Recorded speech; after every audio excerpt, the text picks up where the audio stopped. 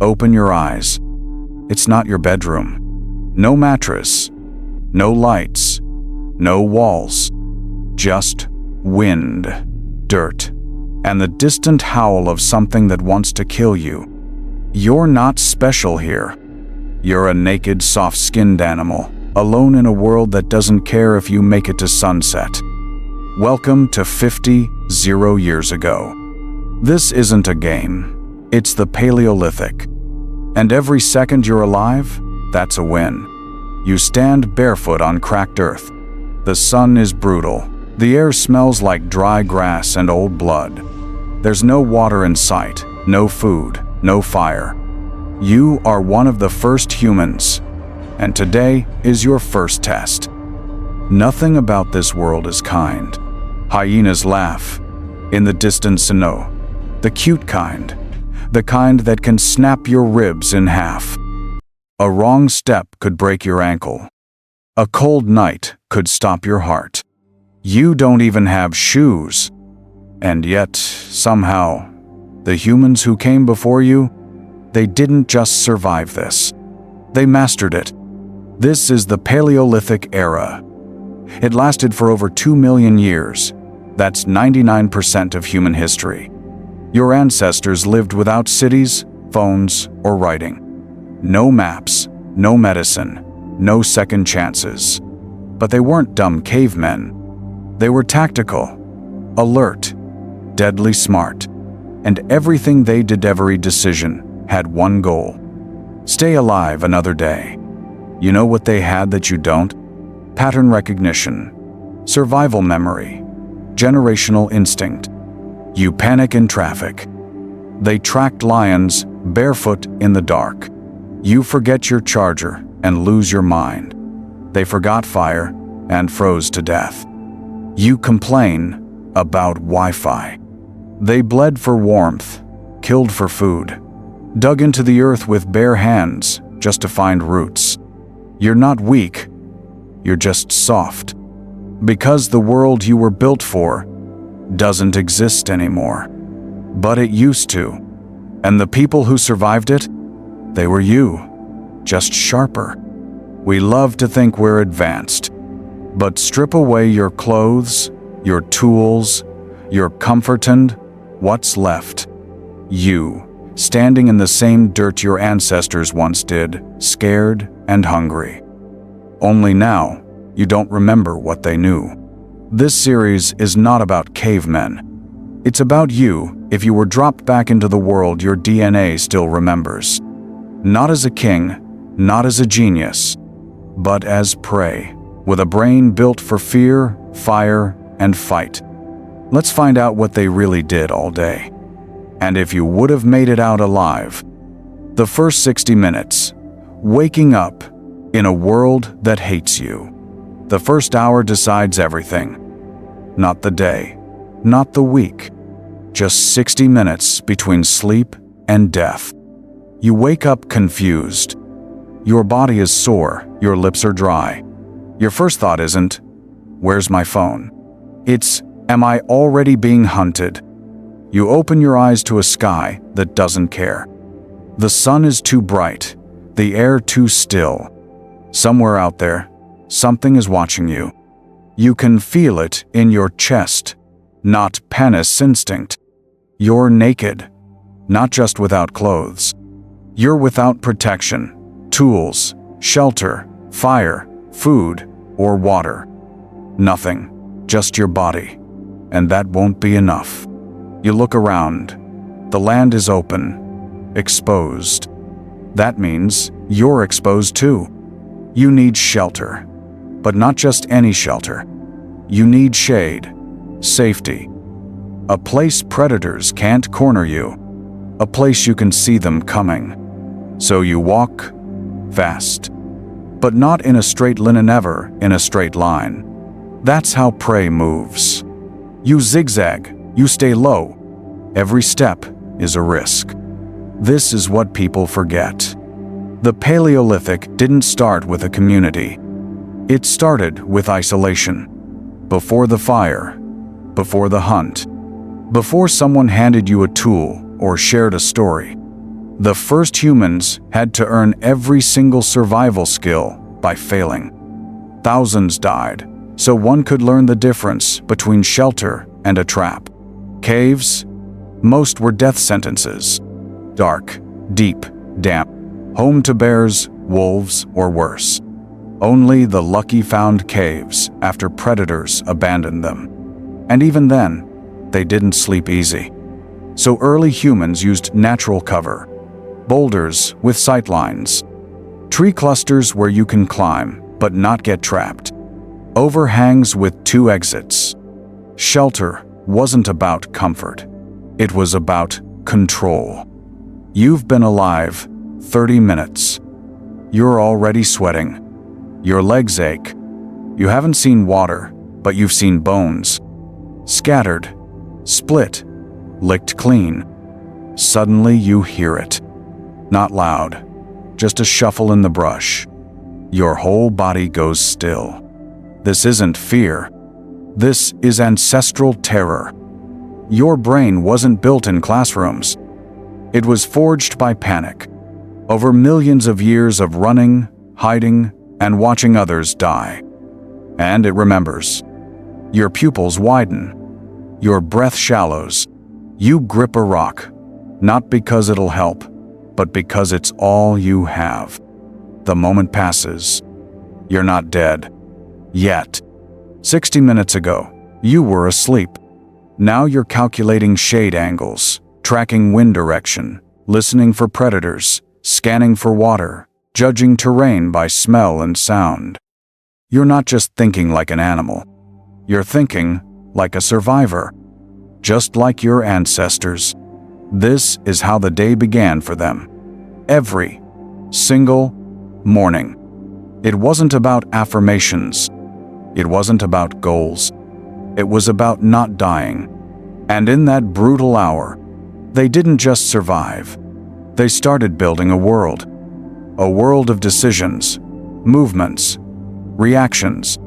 A system of intelligence born from danger. And that system still lives in you. You just forgot how to use it.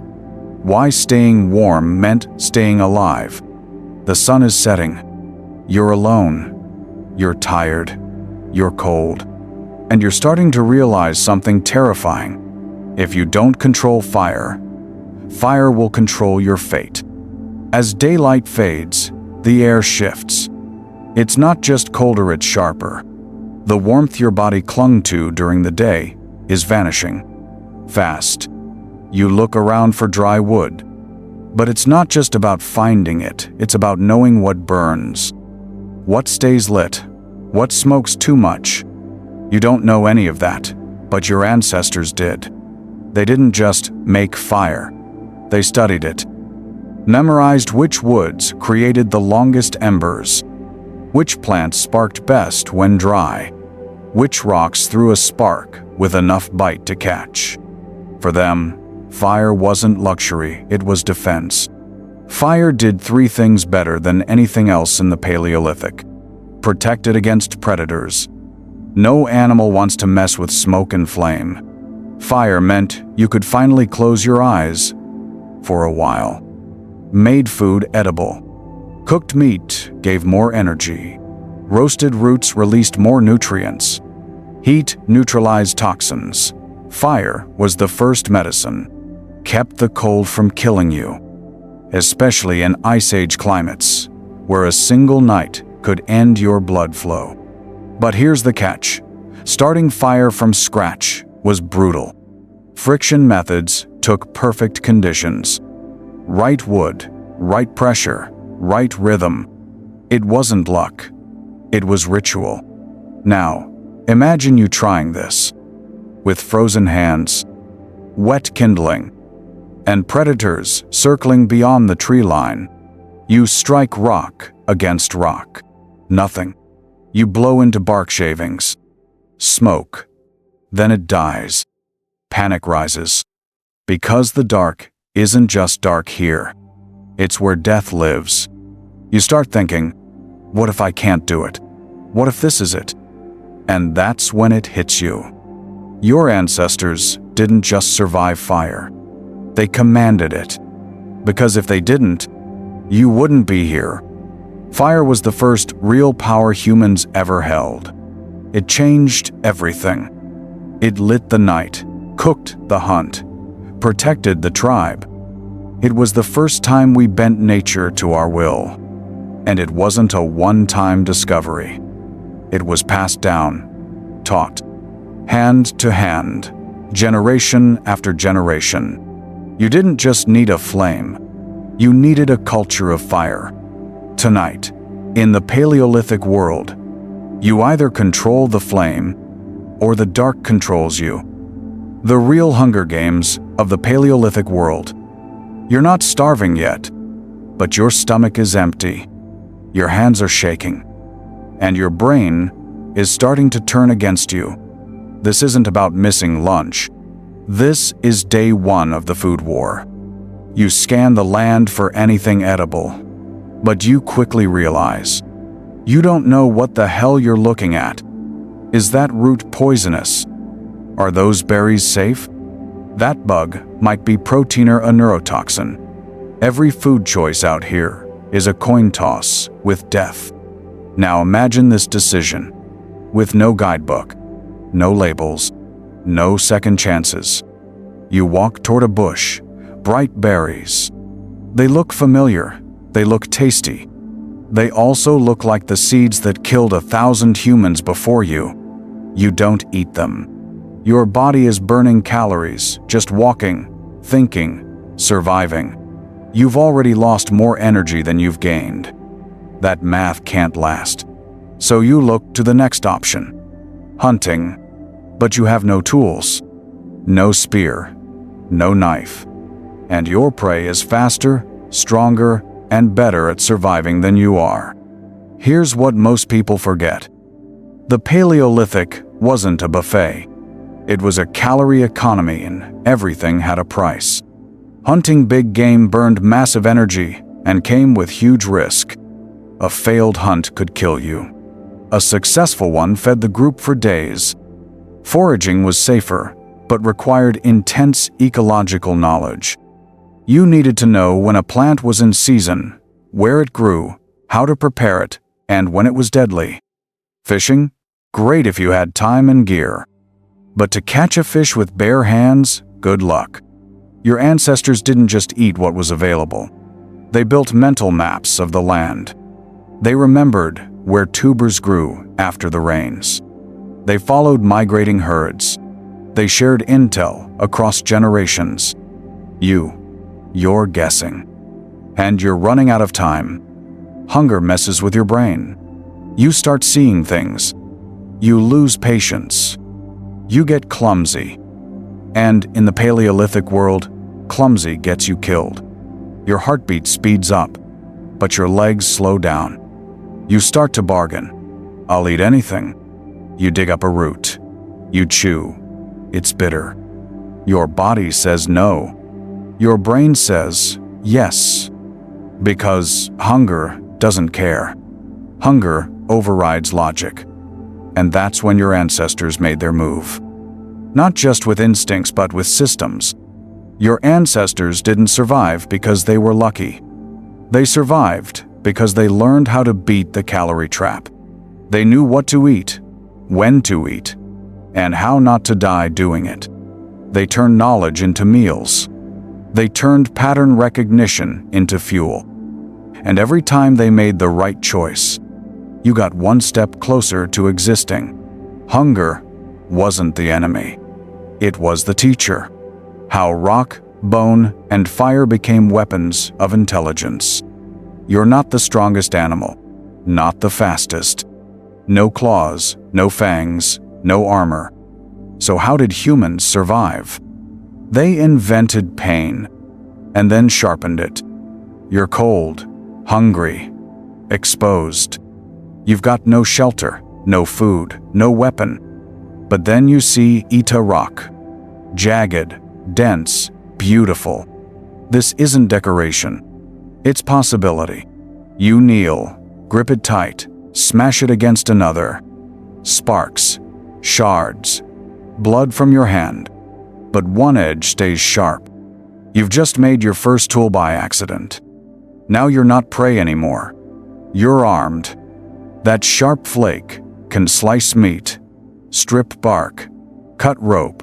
It changes everything. Suddenly, the world has layers. It's not just about what you find, it's about what you create. For millions of years, tools were survival's secret language. The difference between starving and feasting? A sharpened edge. Early humans weren't just breaking rocks, they were solving problems. Need to butcher meat faster, flake the stone thinner. Want to skin hides without tearing them, use bone scrapers. Need to kill from a distance? Attach a point to a stick, make a spear. The tools evolved with the people. Old Awan tools, 2.5 million years ago. Simple rock flakes. Acheulean hand axes, 1.7 million years ago. Symmetrical, sharp, designed. Levallois technique, 300 years ago. Planned cores, precise flakes. Upper Paleolithic tools, 50 years ago. Hooks, needles, harpoons, engraving tools. This was technology before language, design before blueprints, intelligence before books. You're holding a blade made from nothing but pressure, angle, and nerve. It fits your hand, it obeys your will, and for the first time, you feel powerful. Not because you're strong, but because you made something dangerous with your mind. Every cut you make now is a choice. Every notch, every edge, every groove thought turned physical. This isn't just survival anymore. This is the birth of human control. You dig roots faster, skin animals cleaner. You can kill more efficiently, and eat without choking on fur. Now imagine the next step. You attach that blade to a stick. You've just made a spear. Later, you'll add a string and create the bow. Then, the spear thrower, the atlotl. Then, fishing hooks from bone, woven baskets from grass, needles from antler. And when metal arrives tens of thousands of years later, it won't be an invention. It'll be a logical upgrade of something humans already mastered: weapons of intelligence. Tools weren't optional. They were the Paleolithic's currency of survival. They turned hands into claws, minds into blueprints, communities into collaborative labs. What made humans dangerous wasn't brawn. It was adaptation. Every tool was a story. Every blade, a breakthrough. Every innovation, a chance to live longer and teach someone else to do the same. You want to survive out here? You don't need muscles. You need ideas you can hold in your hand. How Paleolithic shelters were built for strategy, not comfort. You imagine a cave, a fire, a fur rug, maybe some art on the walls. That's cute. Now here's the truth. If you lived in the wrong shelter, you didn't wake up. You've made it through the first day. Barely. Your body's drained. The cold is creeping in. You need shelter. Now. There's a rock overhang nearby. A shallow cave. You step in and immediately stop. The air feels wrong. Damp. Still. The walls are scratched. Bones on the floor. Animal tracks fresh. You turn and walk out. That cave isn't yours. It's someone else's house. And in the Paleolithic world, that someone might be a lion the size of your torso. So, what do? You build. Not a house, not a cabin. A defensible nest. Something low, tight, watchable, temporary. Something that disappears into the land, but gives you control over your own space. You find a small tree cluster, stack stones, drape hides, use a hollowed log for wind cover. Everything has a purpose, no decoration, just defense. Tonight, you won't sleep deep. but you won't die either. The myth is that Paleolithic people just lived in caves. But in reality, caves were rare and often dangerous. Here's what the archaeological record actually shows. Natural shelters like rock overhangs and tree hollows were common, but temporary. Constructed huts were built with mammoth bones, wooden stakes, thatched grass, mud, and hides. Sites like Mezerik, Ukraine show circular dwellings made from mammoth skulls and tusks, designed for thermal insulation and wind resistance. At Terra Amata, France, 400 years ago, we find evidence of oval-shaped huts with post holes, fire pits, and even space zoning sleeping, cooking, tool-making. These weren't primitive camps. They were strategic base camps. Humans didn't just live where they found space. They engineered environments inside hostile landscapes. Imagine falling asleep with nothing between you and the sky. No locks, no doors. Only the trust that your shelter will buy you enough time to wake up when danger comes. You lie down inside your little structure. The fire is low. The wind howls. Something sniffs outside. Your muscles tighten. Your eyes stay half open. This isn't rest. It's controlled vulnerability. And still, it's home. Because when everything outside wants you dead, any space you carve out where you choose to lie down, that's a victory. The Paleolithic shelter wasn't about luxury. It was about line of sight, escape routes, silent exits, material memory. Your ancestors didn't build to relax. They built to last through the night. And over time, they learned more. Where wind moved, how sound echoed, which structures collapsed in storms, what kept warmth longer, how to stack mammoth ribs into walls. Their shelters evolved into data points refined through pain, rebuilt after failure, remembered across generations. So next time you call your apartment tiny, remember, your ancestors lived in bone domes, under ice storms, with wolves outside the door. And somehow, you're here, raising kids in a world that eats the slowest first. You're not raising a child. You're preparing a human for war. Because out here, childhood isn't a phase. It's a test of who gets to live long enough to reproduce. A baby is born no hospital, no blanket, no guarantees. It's cold. The wind bites. The mother is surrounded by a small circle grandmothers, sisters, other women working together in silence. There are no doctors, only memory. Generations of women who've seen life and death rip through a camp like fire. The baby cries, that's good. No sound would have meant death. But survival isn't just about being born. It's about being taught fast. Within days, the child is strapped to a mother's side. No crib, no break. They sleep when she sleeps. They move when she moves. By 3 years old, they can recognize edible roots. They know what animal prints mean danger. They've seen tools cut meat. They've seen fire made from friction. There is no wait until they're older. Every minute counts. Because the world doesn't slow down for kids. Modern humans think of parenting as protection. Back then, parenting was programming. Children were raised to observe, imitate, and absorb everything. Not in schools, but in life. Toddlers learned to track animals. Young girls gathered with their mothers. Young boys followed hunters.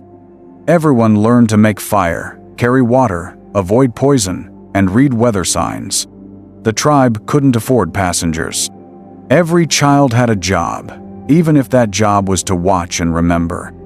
And yes, kids died. Archaeological records from Paleolithic burial sites show high child mortality rates. In some camps, half the children didn't make it past 5.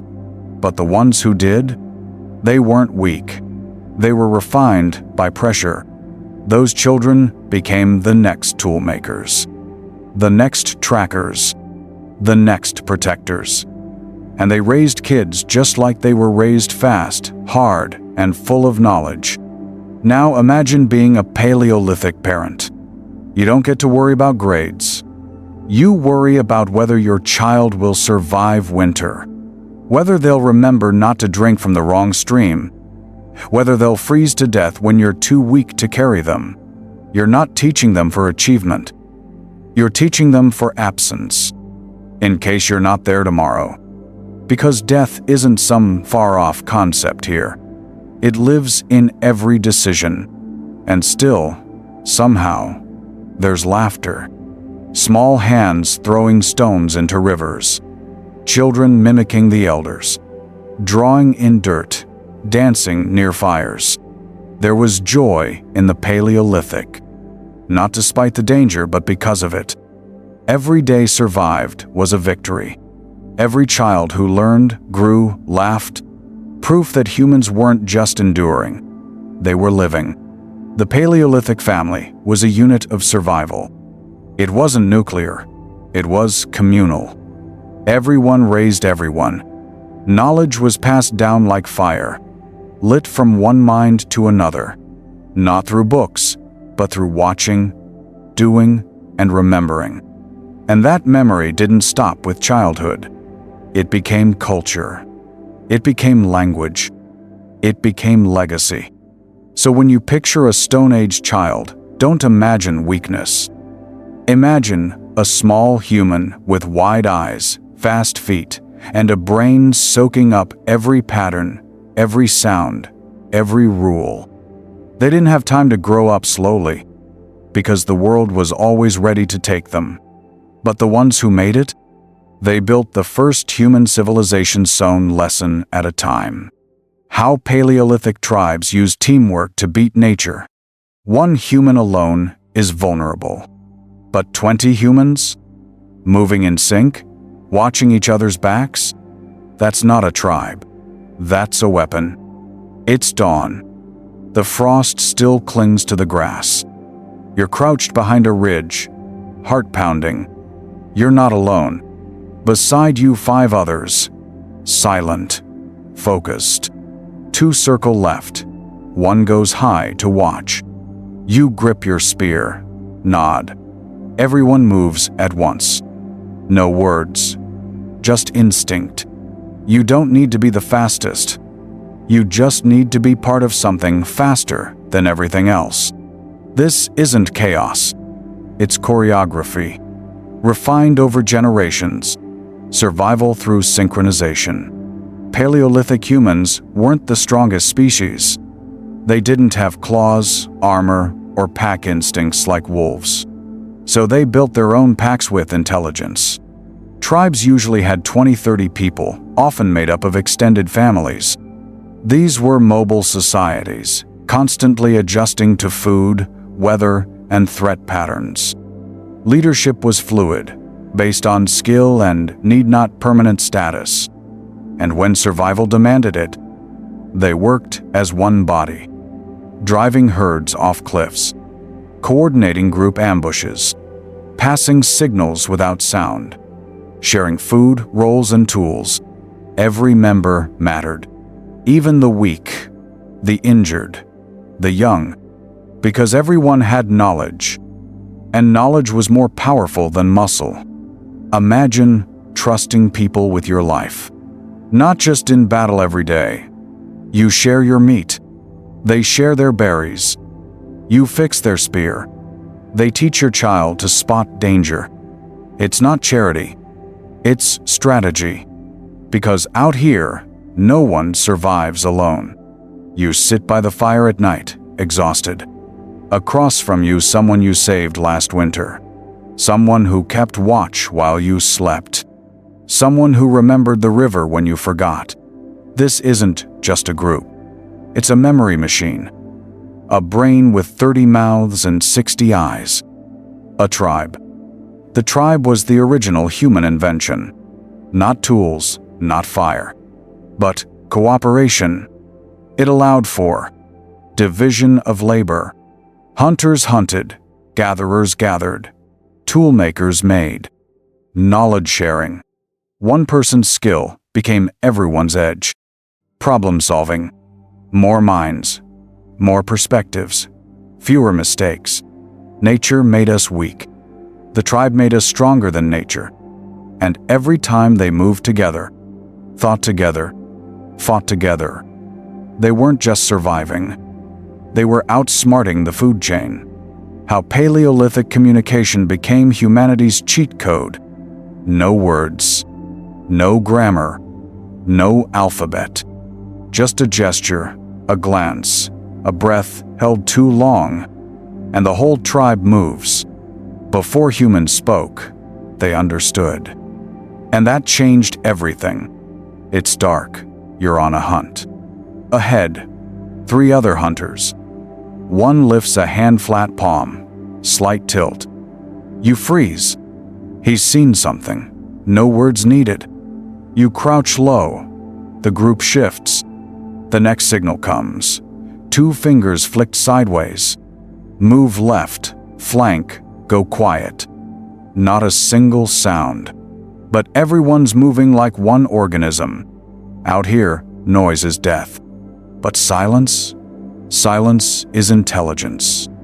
And in this moment, your tribe is operating with a language no one taught, but everyone somehow knows. Paleolithic communication wasn't just primitive grunting. It was strategic, emotional, and deeply evolved. Before words, there were hand signals, facial cues, rhythms, posture-based commands, vocal tones without language. This pre-language system allowed humans to coordinate hunts, warn about predators, signal threats, share moods, build social trust. Modern humans forget. Language didn't come from the mouth. It came from the eyes, from body movement, from repeated patterns, from the need to say, "I'm with you," without saying it. Anthropologists believe early hominins could share intentions long before they spoke. This shared focus is called joint attention. 2 people look at a thing and know they're looking at the same thing. That alone? Revolutionary. Now, imagine the stakes. Your baby is crying in a cave. There's a lion nearby. You glance at your partner. One look. One shared breath. They lift the baby. You grab the spear. No sound. Just synced instinct. That's not silence. That's genius. Every shared look was trust. Every repeated sound was a seed of vocabulary. Even emotion was encoded. A certain grunt meant hunger. A tilt of the head meant danger. A pattern of firelight flickers could mean we made it back. Before words, we built codebooks of survival with nothing but our bodies. Eventually, these signals evolved. Mouths caught up to minds. Sounds became consistent. Patterns became phrases. Meaning became memory. And then, it happened. Language was born. But don't mistake that moment as the beginning. It was the accumulation of everything that came before. Every gesture on the hunt, every fireside gaze, every rhythmic chant during work, every soothing hum to a baby. All of it led to shared understanding. And that became the cheat code. Because once humans could say, "Tomorrow we hunt," or "Don't eat that plant," or "She needs help," they didn't just adapt to nature, they started bending it. Why flame was more than heat in the Paleolithic mind? You don't fear the dark, because you've never truly met it, but your ancestors did. And what kept the darkness from swallowing them whole? Fire. Not just as a tool, but as a ritual. It's night. Your tribe gathers in a tight circle. The wind howls outside. Predators stalk just beyond what your eyes can see. But here, in this light, you're safe. You're human.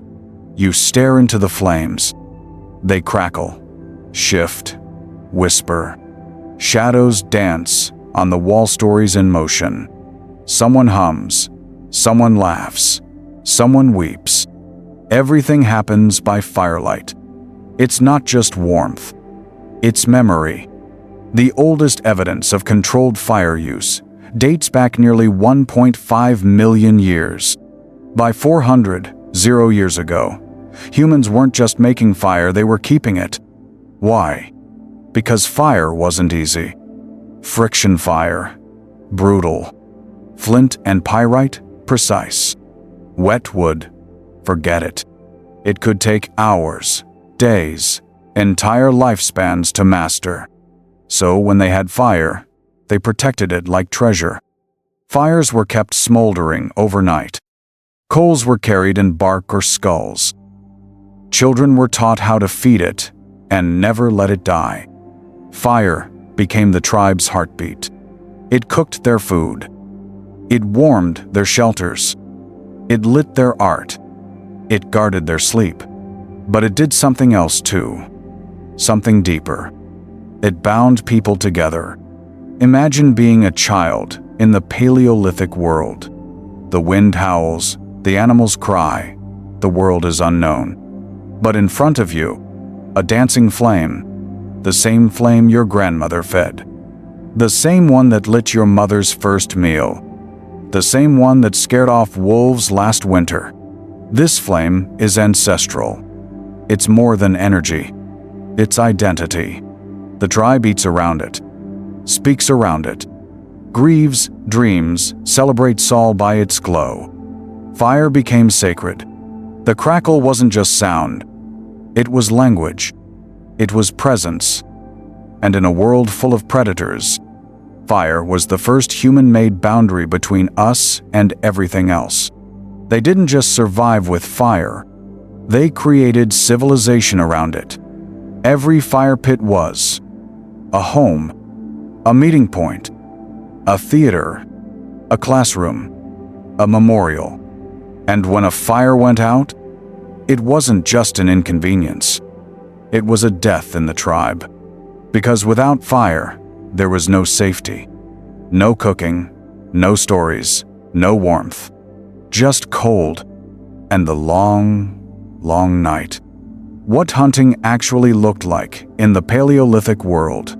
Forget the movie scene. No slow-motion spear throw. No triumphant roar. No mammoth collapsing in glory. Real Paleolithic hunting. It was dirty, dangerous, and often deadly. Because every time our ancestors hunted, they risked becoming the hunted. It begins at dawn. A small hunting party moves silently through frost-covered brush. Their target? A young deer, injured, separated from the herd. There's no high ground, no rifle scope. Just sharpened wood, silent signals, and nerves of steel.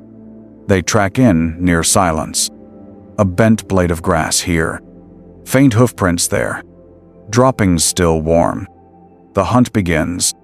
They fan out, forcing the animal toward a natural trap, maybe a cliff edge, a patch of sticky mud, or a narrow pass. One false step, and the deer escapes. One bad angle, and the hunters get trampled. They close in.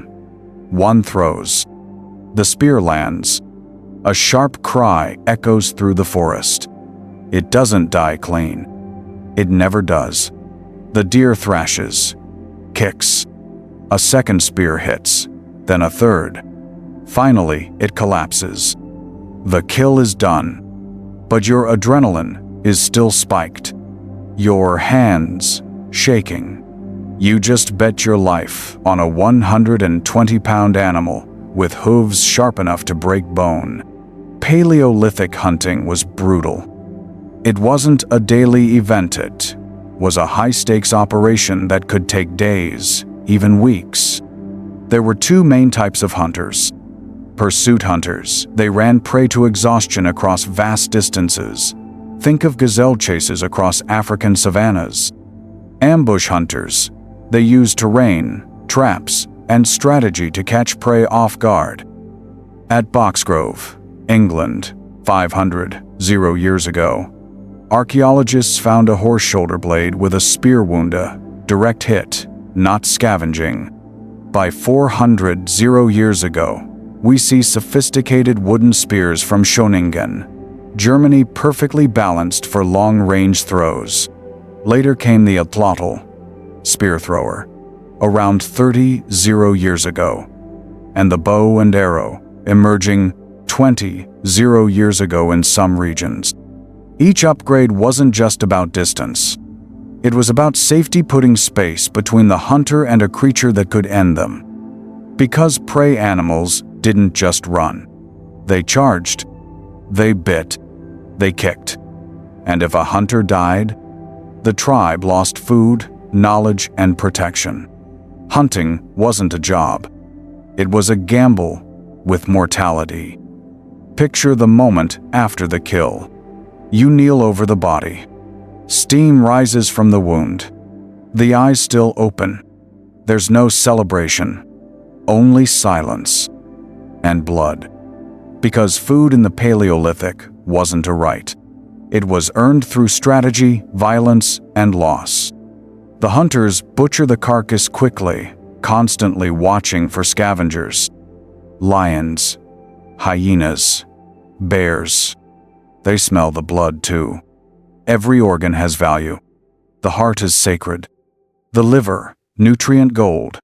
The bones, cracked open for marrow. Nothing is wasted. Because tomorrow, they might fail.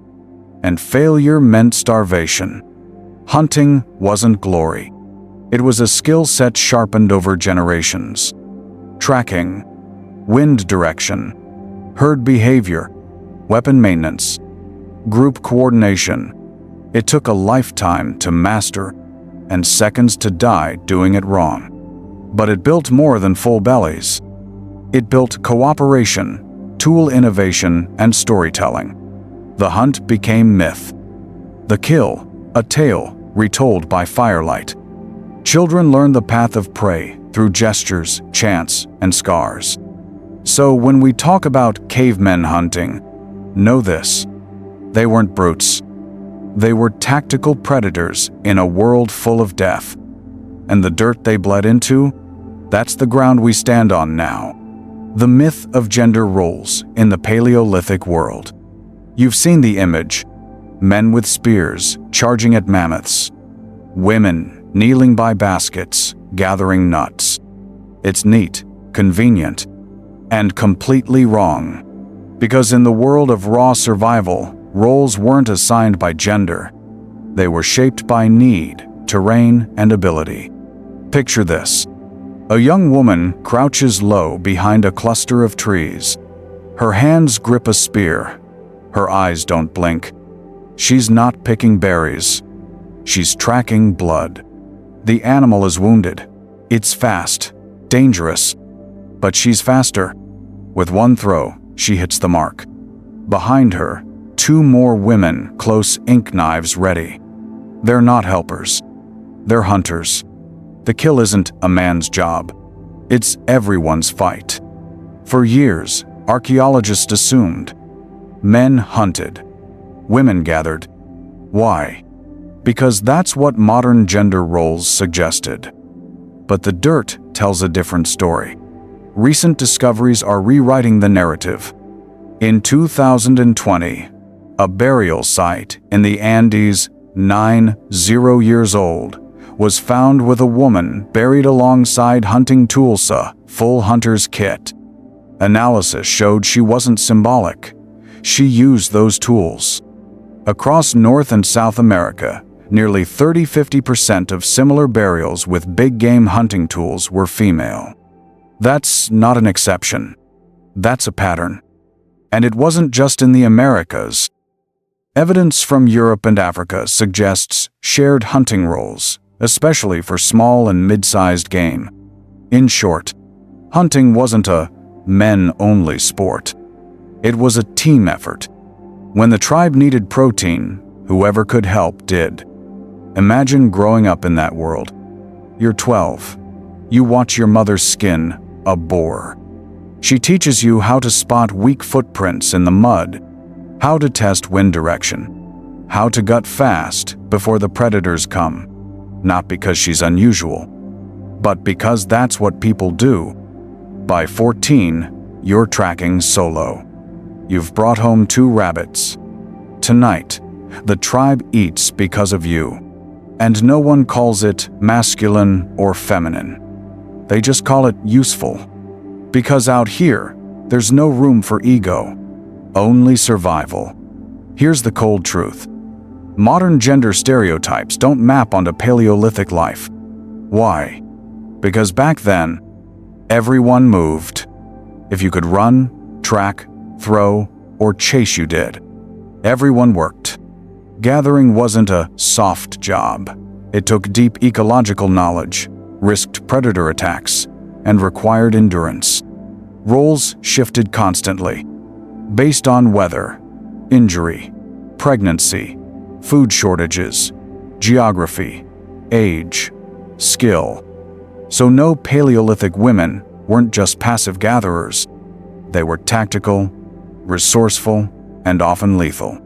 Just like the men, this wasn't equality by philosophy. It was equality by necessity. And maybe that's the most honest kind. How Paleolithic humans mastered tools that shaped the future. They didn't have blueprints. They didn't have metal or machines. But they had something else. Obsession. Because when your life depends on the edge of a stone or the balance of a spear, good enough isn't good enough. You're sitting by the fire, eyes squinting in low light. In your hands, a piece of flint. You strike it with bone. Sparks fly, a flake falls. You turn it, hit again, again, again. Not randomly, not carelessly. You're shaping it. You need a scraper for hides, a cutter for tendons, a blade thin enough to slice but strong enough not to snap in the cold. One wrong flake, and the whole piece is ruined. You've done this 1,000 times. So did your father, and his, and his. This isn't guesswork. This is design passed down like religion. Paleolithic tools weren't primitive. They were purpose-built innovations, evolving over hundreds of thousands of years. Oldowan tools, 2.6 million years ago. Crude choppers made by striking flakes off stones. Acheulean hand axes, 1.7 million years ago. Symmetrical, sharp, and versatile. Some over 30 centimeters long, not random rocks. These were standardized designs. Levallois technique, 300 years ago. Pre-shaping the core stone to remove a flake with a predicted size and shape. That's math, that's memory, that's engineering. Upper Paleolithic boom, 50 years ago. Barbed harpoons, awls for piercing, bone needles with drilled eyes. Spear throwers, atlatls, to increase range and velocity. These tools didn't appear by magic. They were refined over generations' trial, error, and relentless improvement. Every edge, every notch, every balance point, intentional. Imagine holding a spear made by your grandfather. It fits perfectly in your grip. It flies straighter than anything you've crafted. You don't just use it. You honor it. You repair it when it chips. You teach your son how to shape a new one. This isn't just survival. This is inheritance. The tools are part of your identity. When you hunt, build, stitch, or defend, you carry the minds of your ancestors in your hands. We like to think we invented technology, but Paleolithic humans lived and died by it. They were designers of efficient hunting weapons, engineers of heat-resistant hearths, tailors of stitched hide clothing, carvers of musical instruments and symbolic art. They weren't cavemen poking at rocks. They were innovators, building tools so effective we still mimic their designs today. Your kitchen knife? That's their legacy. Your sewing needle? Theirs. In every sharp edge, in every handle that fits just right, you're holding ancient genius. How Paleolithic music, rhythm, and art carried culture through time. Before there were alphabets, there were echoes. Before books brushed strokes on cave walls, before memory had a place to live, it sang. Because for Paleolithic humans, sound and art weren't hobbies. They were survival systems wrapped in emotion. It's night. The hunt was successful. The fire crackles. Imagine walking into a dark cave 40 years ago. Your torch flickers. Shadows crawl across the stone. Then you see it. A bison. A handprint. A spiral etched into rock. You pause. Not because it's pretty, but because it speaks. Every mark was intentional. Every line was a message. To warn, to teach, to remember. And then, you hear it. A rhythm. A bone flute carved by hand. A drum made from stretched hide. Voices humming low in unison. This wasn't music for pleasure. It was language without language. A way to say, this is who we are. This is what we've survived. Remember, archaeological finds from sites like Blombos Cave in South Africa, 100 years ago, show deliberate pigment mixing, abstract patterns, and engraved ochre slabs. By 40 years ago, we see cave paintings in Lascaux, France, and Chauvet, painted with charcoal, ochre, and manganese. Bone flutes from Germany capable of producing a full scale of notes. Engraved tools and beads, often worn, suggesting symbolic identity. Even the placement of cave art mattered. Paintings were often deep inside caves, far from daylight, meaning they were not meant for quick viewing. You had to enter darkness to find beauty, to find memory. These weren't decorations. They were rituals. And the sounds? They echoed. Cave acoustics amplified certain frequencies. Some researchers believe the locations were chosen for their sound meaning. Early humans may have understood and manipulated acoustics to create immersive experiences. They didn't just paint. They performed. Imagine a child hearing the flute for the first time. The note trembles in the dark. Everyone goes silent. The elder begins a chant, repeating the story of the last winter, the fallen hunter, the spirit in the sky. No one writes anything down, but the rhythm sinks into the child's blood. Tomorrow, she'll hum it, and in 10 years, she'll teach it. That's how memory survived, through song, pigment, and rhythm. And you hum without thinking. You tap your fingers when you're nervous.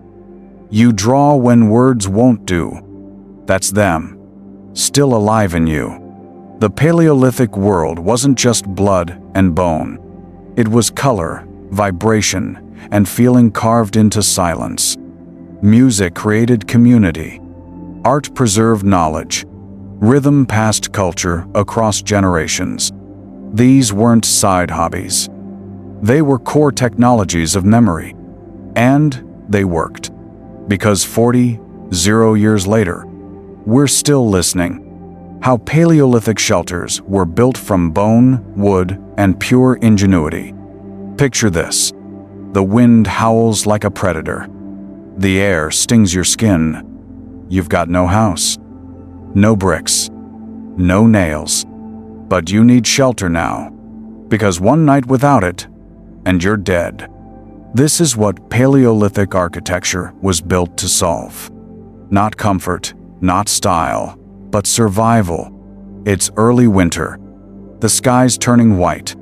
A small band of humans stands near a frozen river, scanning the land. They found a spot shielded by trees, near water, high ground. They unpack what little they carry. Hide rolls, bone tools, sharpened sticks. They begin. Wooden posts are driven into the ground in a circle. Around them, mammoth bones are lifted huge, curved, heavy as hell. These aren't random bones. They've been cleaned, sorted, chosen. The bones form a dome. They lash hides across the top, seal the gaps with clay and grass. Inside, a hearth will burn. Outside, snow will fall. But this structure will stand. No architects, no engineers, just people with nothing but necessity and instinct. And it works. When we hear cavemen, we imagine people living only in caves. But truth is, most Paleolithic humans didn't live in caves full-time. Caves were rare and often seasonal shelters. Many groups built portable or semi-permanent structures, especially nomadic bands. At Mesorik, Ukraine, circa 15,000 years ago, archaeologists discovered mammoth bone dwellings carefully arranged into circular homes, with hearths, tool-making zones, and storage spaces. Other sites like Terra Amata, France, 400 years ago, show wood-framed huts up to 15 meters long, built on stone foundations. Shelters were made from wooden poles for frames, animal hides for insulation, bones and tusks for structural support, grass, clay, moss for sealing gaps, stone circles to weigh down walls in high wind areas. The result? Shelters that withstood harsh weather, predators, and time. And here's what's wild. Many were reused and repaired seasonally, meaning these people returned to their structures, patched them, and preserved them. They weren't aimless nomads. They were strategic survivalists with territory, memory, and plans. Now imagine it's night. You're curled inside a bone and hide hut. The fire's warm, the wind howls outside. Your child's asleep next to you. You listen not for luxury, but for safety. That shelter? It didn't just protect your body. It gave your tribe a base, a place to cook, sleep, teach, recover. And when you move on, you leave it behind maybe for months. But deep down, you trust it'll be there when you return. Because it's not just a shelter, it's a lifeline. Paleolithic architecture wasn't primitive. It was purpose-built, location-smart, and resource-savvy. Designed for insulation and wind resistance. Crafted from bones of beasts once hunted. Customized to terrain, season, and group size. Maintained, reused, and sometimes passed down. This wasn't just shelter. It was engineering without machines. It was the difference between a warm fire and a frozen death. So next time someone calls them cavemen, remind them, these were architects of survival, building homes out of extinction's teeth. It was fought for, the mastery of flame in the Paleolithic world. Fire didn't just appear. It didn't wait for you. And it sure as hell didn't forgive mistakes. You either kept it alive, or you woke up cold, hunted, and helpless.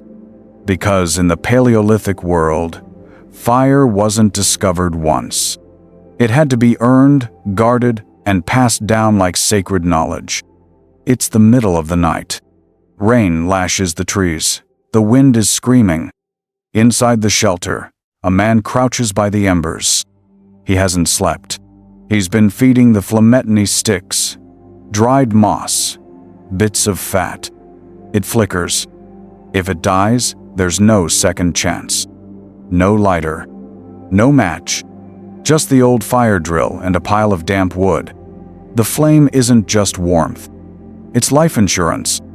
It keeps predators away, cooks food, hardens weapons, melts glue, heals wounds. And if you lose it, you're not just cold. You're vulnerable. Controlling fire is one of the most pivotal moments in human evolution. Evidence from places like Gesher Benot Yaakov, Israel, 780 years ago, and Wonderwork Cave, South Africa, 1 million years ago, show that early humans didn't just stumble upon fire, they managed it. By 400 years ago, sites across Europe show repeated hearth construction, burned animal bones, charred plant remains, tools shaped by heat exposure. That's not accidental, that's deliberate use. But here's the catch. Making fire from scratch was extremely hard. You needed the right kind of dry wood, a bow drill or hand drill, tinder that would catch a spark, dry conditions, endurance and experience.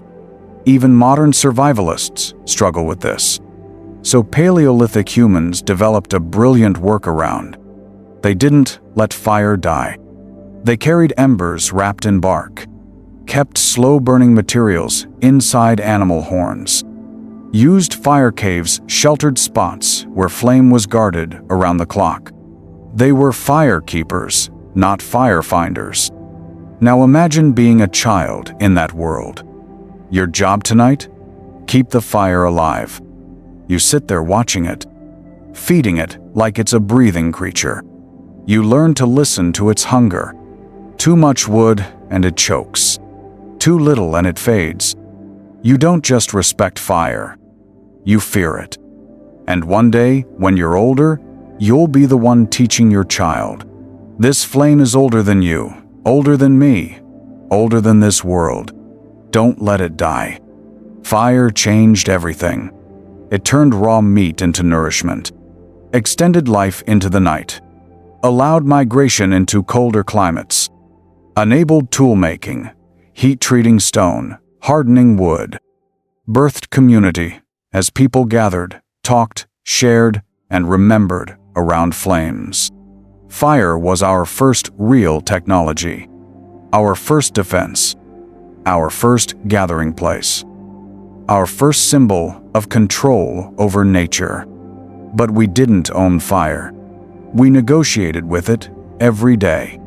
So no, Paleolithic humans weren't lucky fire havers. They were fire warriors, and every flame they lit was a small victory over extinction. How Paleolithic diets fueled the human body and brain. You don't have a fridge. You don't have a farm. You wake up hungry, and the food isn't waiting. It runs. It hides. It fights back. Welcome to the original menu of humanity. Brutal, inconsistent, and evolution-tested. It's mid-morning. You've tracked a wild boar for 2 hours through dense brush. Your body's already burning calories. No breakfast, no protein shake, just hope and focus. One mistake, and you're empty-handed again. And hunger doesn't forgive. But let's say you kill it. That's not just dinner. That's a community event. The liver is eaten raw, fresh, and warm. Meat's roasted, fats rendered. Bones are cracked open for marrow liquid gold of nutrition.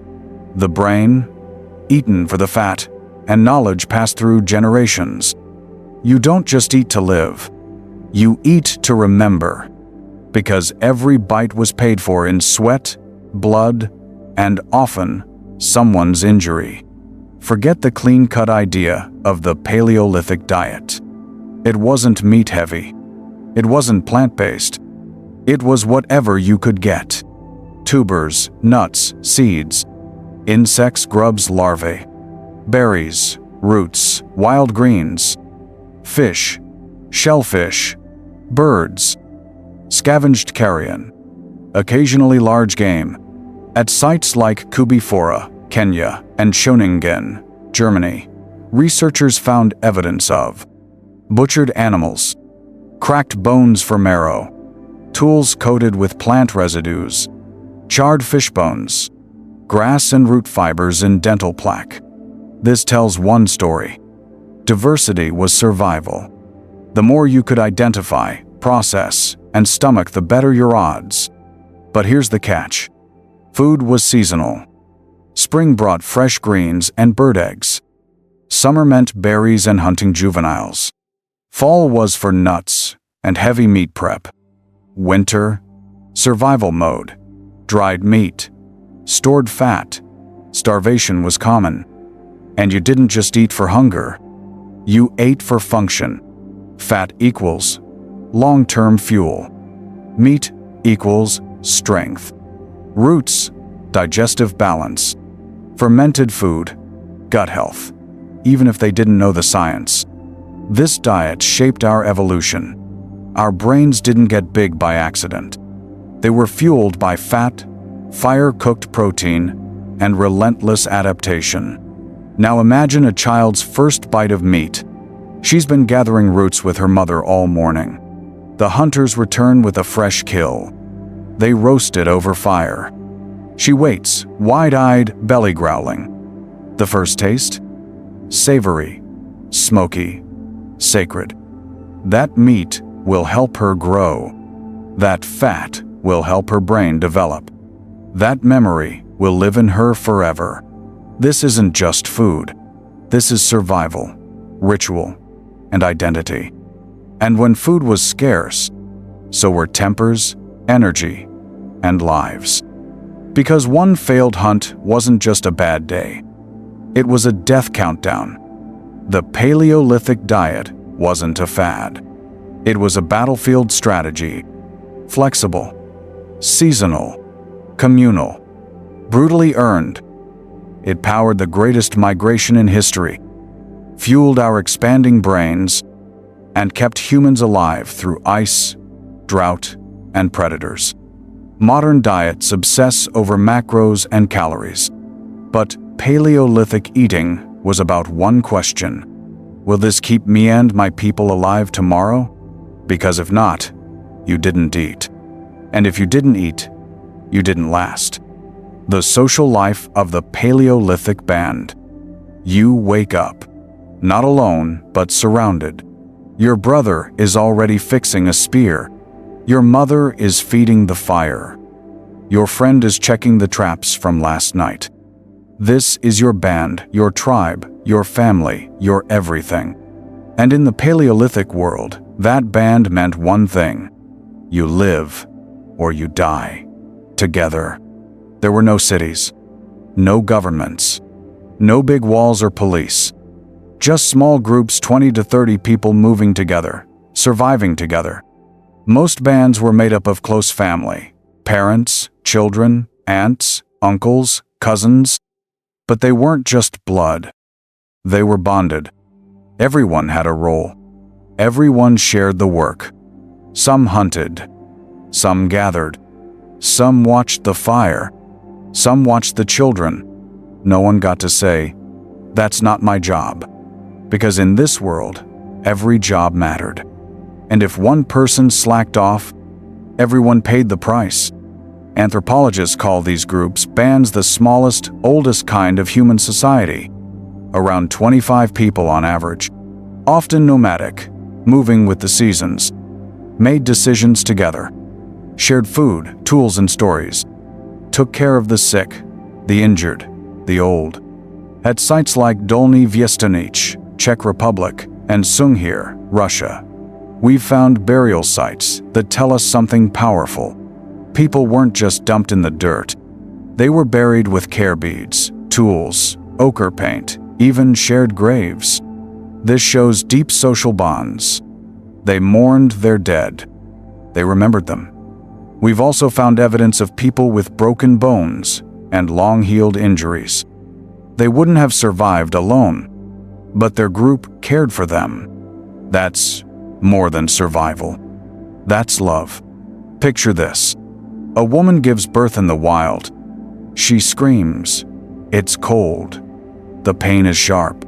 But she's not alone. Other women hold her hands. Someone brings warm water. Someone keeps the fire strong. When the baby comes, they all cry. It's not just her child, it's their child. That baby will be fed by many, carried by all, taught by the group. Because raising a child wasn't a parent's job. It was the band's job. In the Paleolithic world, you didn't survive because you were strong. You survived because you had people. People who taught, helped, protected, and remembered you. Our modern world tells us to be independent, but our ancient roots say something else. Humans are built to belong. That's why we still crave friendship, still feel safe in groups, still gather around campfires, share stories, laugh, cry, and connect. Because long before phones or cities, we had each other, and that was enough. How Paleolithic parents taught children to survive a savage world. No cartoons, no lunchboxes, no bedtime stories. You're 6 years old, and today, you'll learn to track an animal, sharpen a stone, and dodge danger. Because in the Paleolithic world, childhood wasn't soft, it was preparation. A little boy crouches by the fire, copying his father's hands. He clumsily chips at a stone, trying to make his first tool. Beside him, a girl carries sticks back from the forest. Her job is to keep the fire alive today. No one tells them to go play. Play is learning. They watch the adults. They copy. They try. They fail. They try again. And one day, without realizing it, they're ready. Not for a test, but for life. In Paleolithic life, children were never too young to be useful. Around age 4 or 5, they started helping with small tasks. By 7 or 8, they were learning real skills: tool use, gathering, fire making. Teens could hunt, build shelters, or lead group tasks. But this wasn't harsh punishment. It was natural. Kids learned by watching, imitating, and participating. There were no lectures, no lesson plans, just real life and the need to get good at it, fast. Archaeologists have even found child-sized tools at sites like Dolny Viestanish, showing that children practice skills from an early age. And some cave paintings might even have children's handprints, marking their place in the tribe's story. Now picture a child's first hunt. She's 11. She's been training for this since she could walk. She stalks quietly through the brush, bow in hand, father beside her. He points. She pulls back. Her shot misses, but no one yells. Because it's not about success. It's about learning to try, to fail, and to come back stronger. That's the Paleolithic way. Not school bells and homework, but experience, challenge, and trust. And behind every child, there's a group helping them rise. Paleolithic children weren't just future adults. They were active members of the band. They gathered food, carried water, fed the fire, made tools, cared for younger kids, helped elders, and soaked up everything the adults knew. By the time they reached adulthood, they were ready. Not just physically, but mentally and emotionally. They didn't need permission to be strong.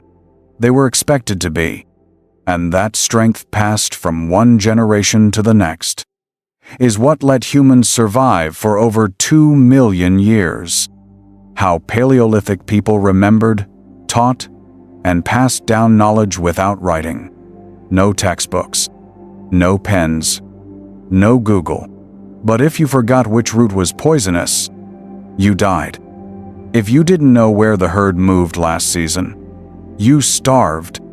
In the Paleolithic world, memory wasn't just useful, it was survival. A child sits by the fire, eyes wide. The elder speaks slowly, with rhythm. He tells of a river that floods every 3rd winter. He sings of a bird whose call means rain is near. He mimics the sound of a snake's hiss and shows the plant that cures its bite. There's no script, no teacher's notes, just generations of memory packed into words, gestures, and sounds. And around that fire, knowledge lives on. Before writing, humans had to remember everything through oral storytelling passed from mouth to ear, songs and chants easier to memorize than plain speech. hand signs and body movements for teaching skills and alerts, symbols and cave art recording animal behavior, seasons, myths, repetition, and ritual to make the knowledge stick.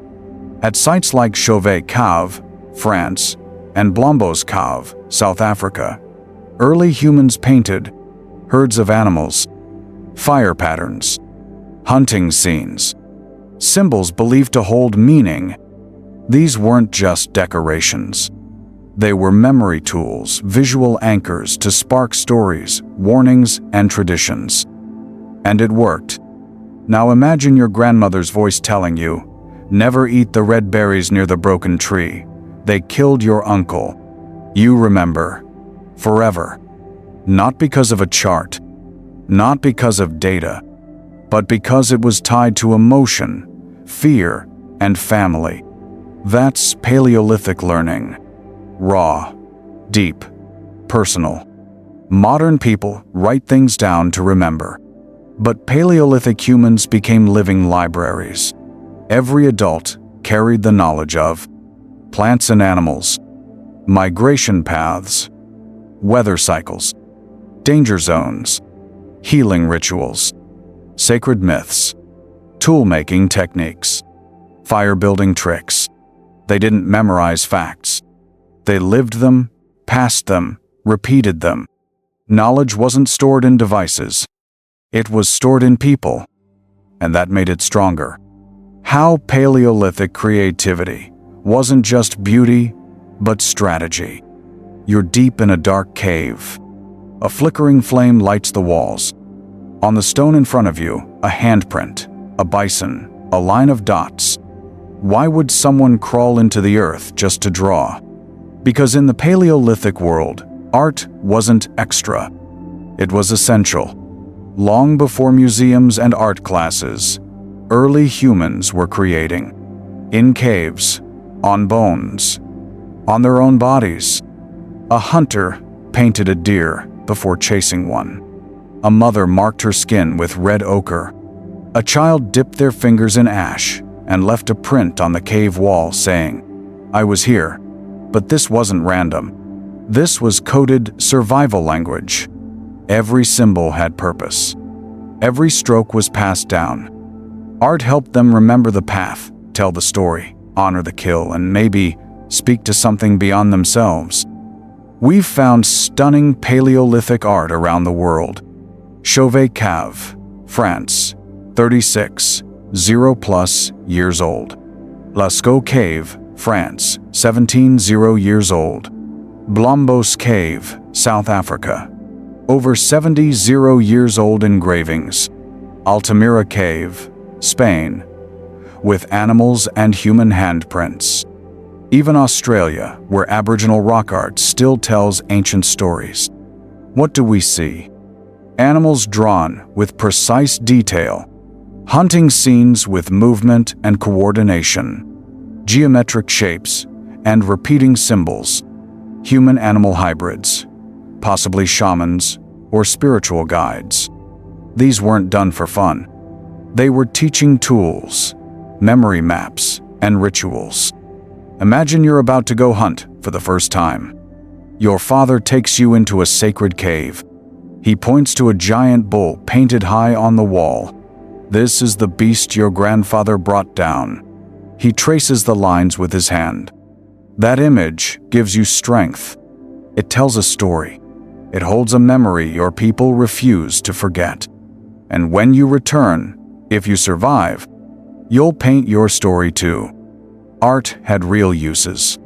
Planning hunts, showing where to strike, how the animals move, marking territories. This is our cave, our river, our trail. Passing time and easing fear. During long, dark nights. Teaching kids, animal shapes, fire, danger signs, spiritual protection, symbols to ward off spirits or attract good luck. Memory triggers. This dot means the bison came back in spring.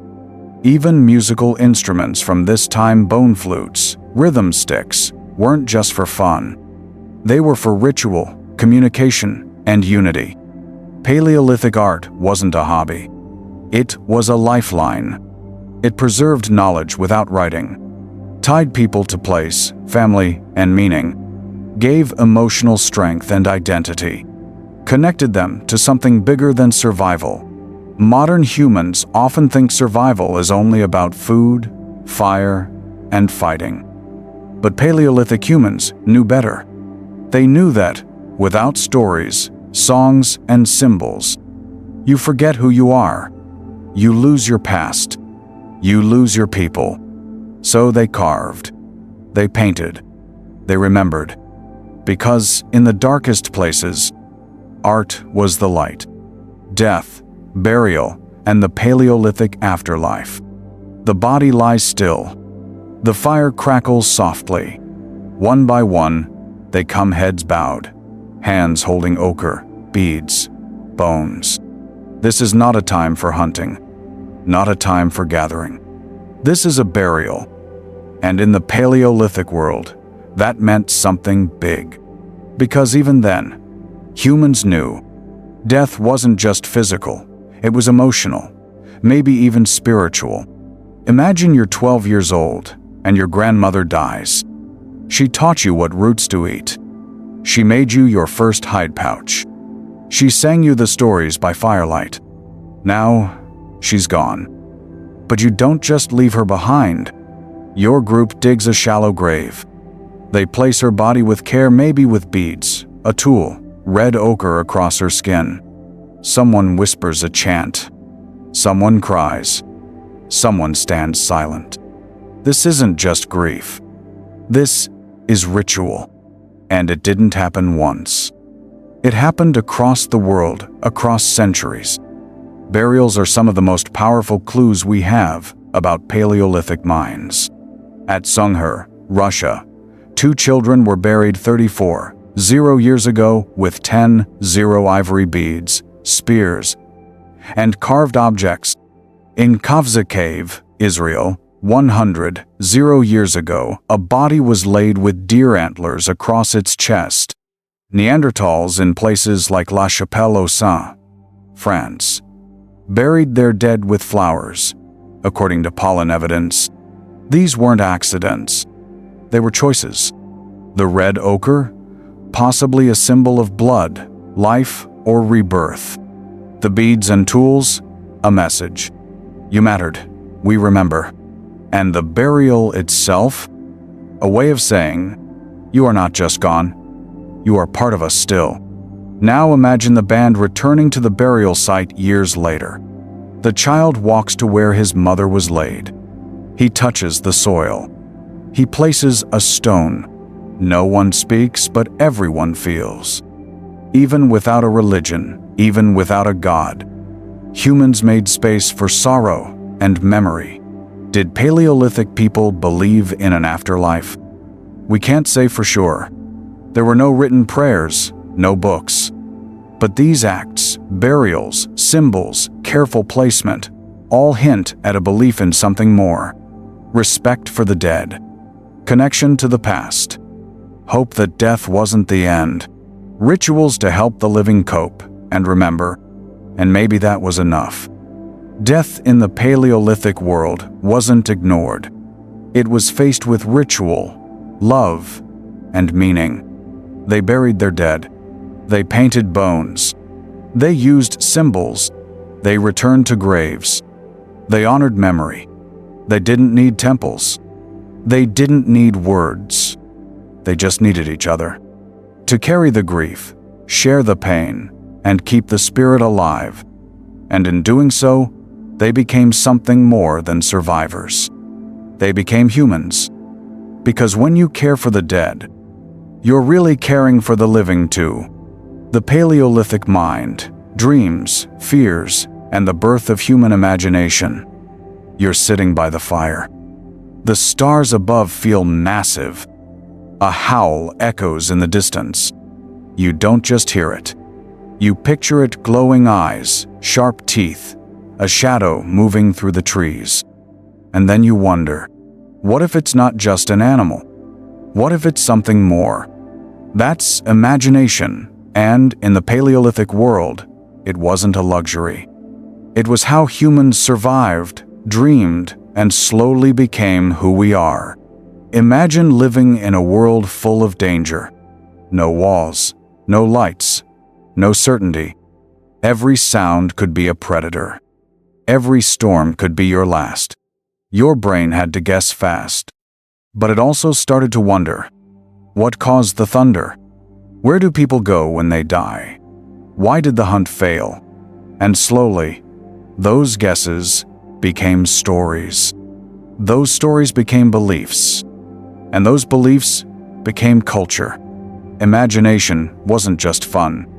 It was mental survival. Scientists say the human brain, in terms of size, hasn't changed much in 200 years. But how we used it definitely did. Around 70 years ago, something shifted. This is called the cognitive revolution. Humans began making complex tools, creating symbolic art, burying their dead, planning far ahead, believing in invisible forces, spirits, gods, patterns. Anthropologist Stephen Mithen calls it the rise of the imagination. Early humans no longer lived only in the present. They began to picture the past and future, to guess what others were thinking, to dream things that had never existed. That's how myths were born. And myths gave meaning to pain, death, and chaos. Picture a Paleolithic mother whose child dies. She's crushed. But one night, she dreams of her child smiling in the sky. She tells the story to her group. The next time someone dies, they say, "They've joined the stars." Suddenly, hope exists. And the unbearable becomes bearable. That's what imagination can do. Turn heartbreak into memory, mystery into meaning. Even when it's not true, it heals. Cave paintings, animals not just as they are, but in motion, in spirit. Figurines, the Venus statues might represent fertility, magic, or hope. Shamanic figures, half man, half animal symbols, like in Chauvet, may show dream states or spirit visions. Bone flutes, suggesting music, rhythm, and maybe ceremony. None of this was about function. It was about meaning. The Paleolithic mind wasn't just reacting to the world. It was reaching beyond it. The imagination didn't come from boredom. It came from need. Need to explain the unknown. Need to make sense of pain. Need to bond through shared dreams. Need to feel there was more than just survival. And that ability to picture what doesn't exist is why we invented fire, why we built homes, why we believed. That spark of creativity wasn't just human. It made us human. Even today, when we write, sing, fear, hope, or pray, we're using the same mental fire our ancestors lit 70 years ago. They gave us more than bones and tools. They gave us imagination, the quiet power to turn a dark night into a story worth remembering. How Paleolithic humans used strategy, symbols, and storytelling to outsmart the world. Imagine facing a woolly rhinoceros, the size of a car. You don't have metal. You don't have armor. But somehow, you win. How? Not because you were stronger, but because you were smarter. In the Paleolithic world, your brain wasn't just for thinking it was a weapon system. And every story, every strategy, every drawing on a cave wall was a shot fired in the war to survive. You're part of a hunting group. The elders have a plan. You'll drive the herd toward the ravine. You'll hide in the brush. You'll use the wind to mask your scent. And when the lead animal panics, that's your cue. That's not luck. That's military-level planning, developed over generations. The Paleolithic battlefield wasn't just blood and claws. It was mental chess. Modern humans didn't become the top species just by being physically capable.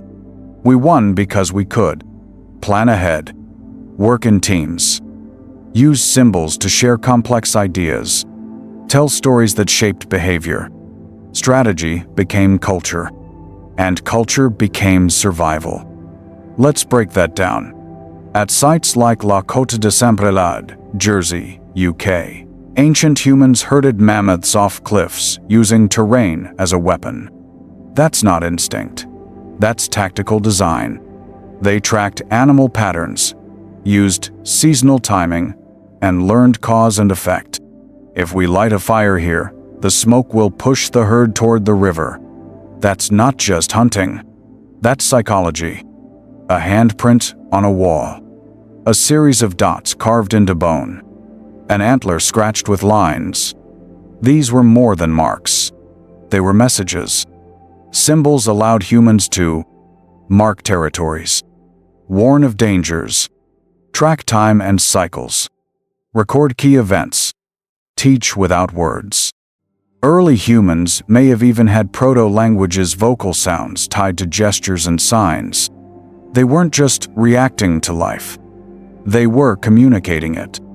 You come back from a dangerous hunt. You sit by the fire, and you tell your group how you saw the bear, waited until it turned, and struck with precision. They don't just listen, they learn. Storytelling wasn't entertainment. It was education. Through stories, people remembered what worked, what failed, what mattered, what to fear, what to hope, and it passed knowledge to the next generation faster, deeper, more emotionally than facts alone ever could. Think of a child growing up in that world. They hear tales of the great hunt.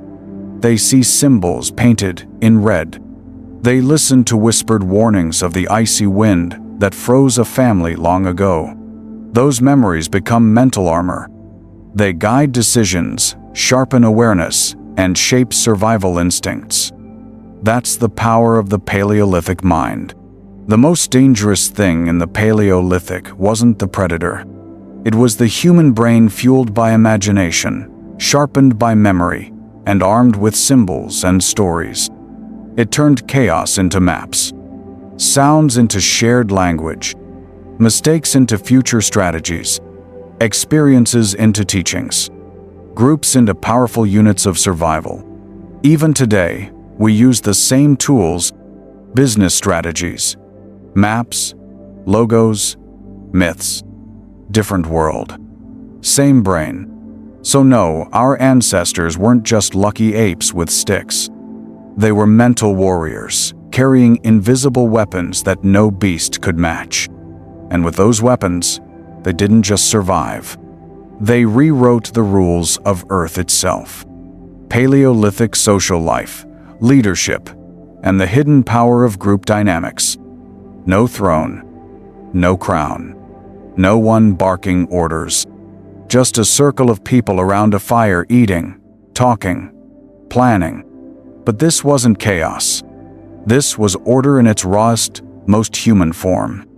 In the Paleolithic age, the fire circle was the heartbeat of society. And what happened around it could decide life or death. You're part of a group, maybe 25 people. You've traveled together for months. You share food, raise children together, care for the sick, bury the dead. At night, you all gather around a fire. There's no written law, no prison, but somehow it works. Everyone knows their place. Everyone has a voice. Everyone matters. That's not just instinct. That's social intelligence in action. And it's how Paleolithic humans outlived, outlasted, and outsmarted their harsh world.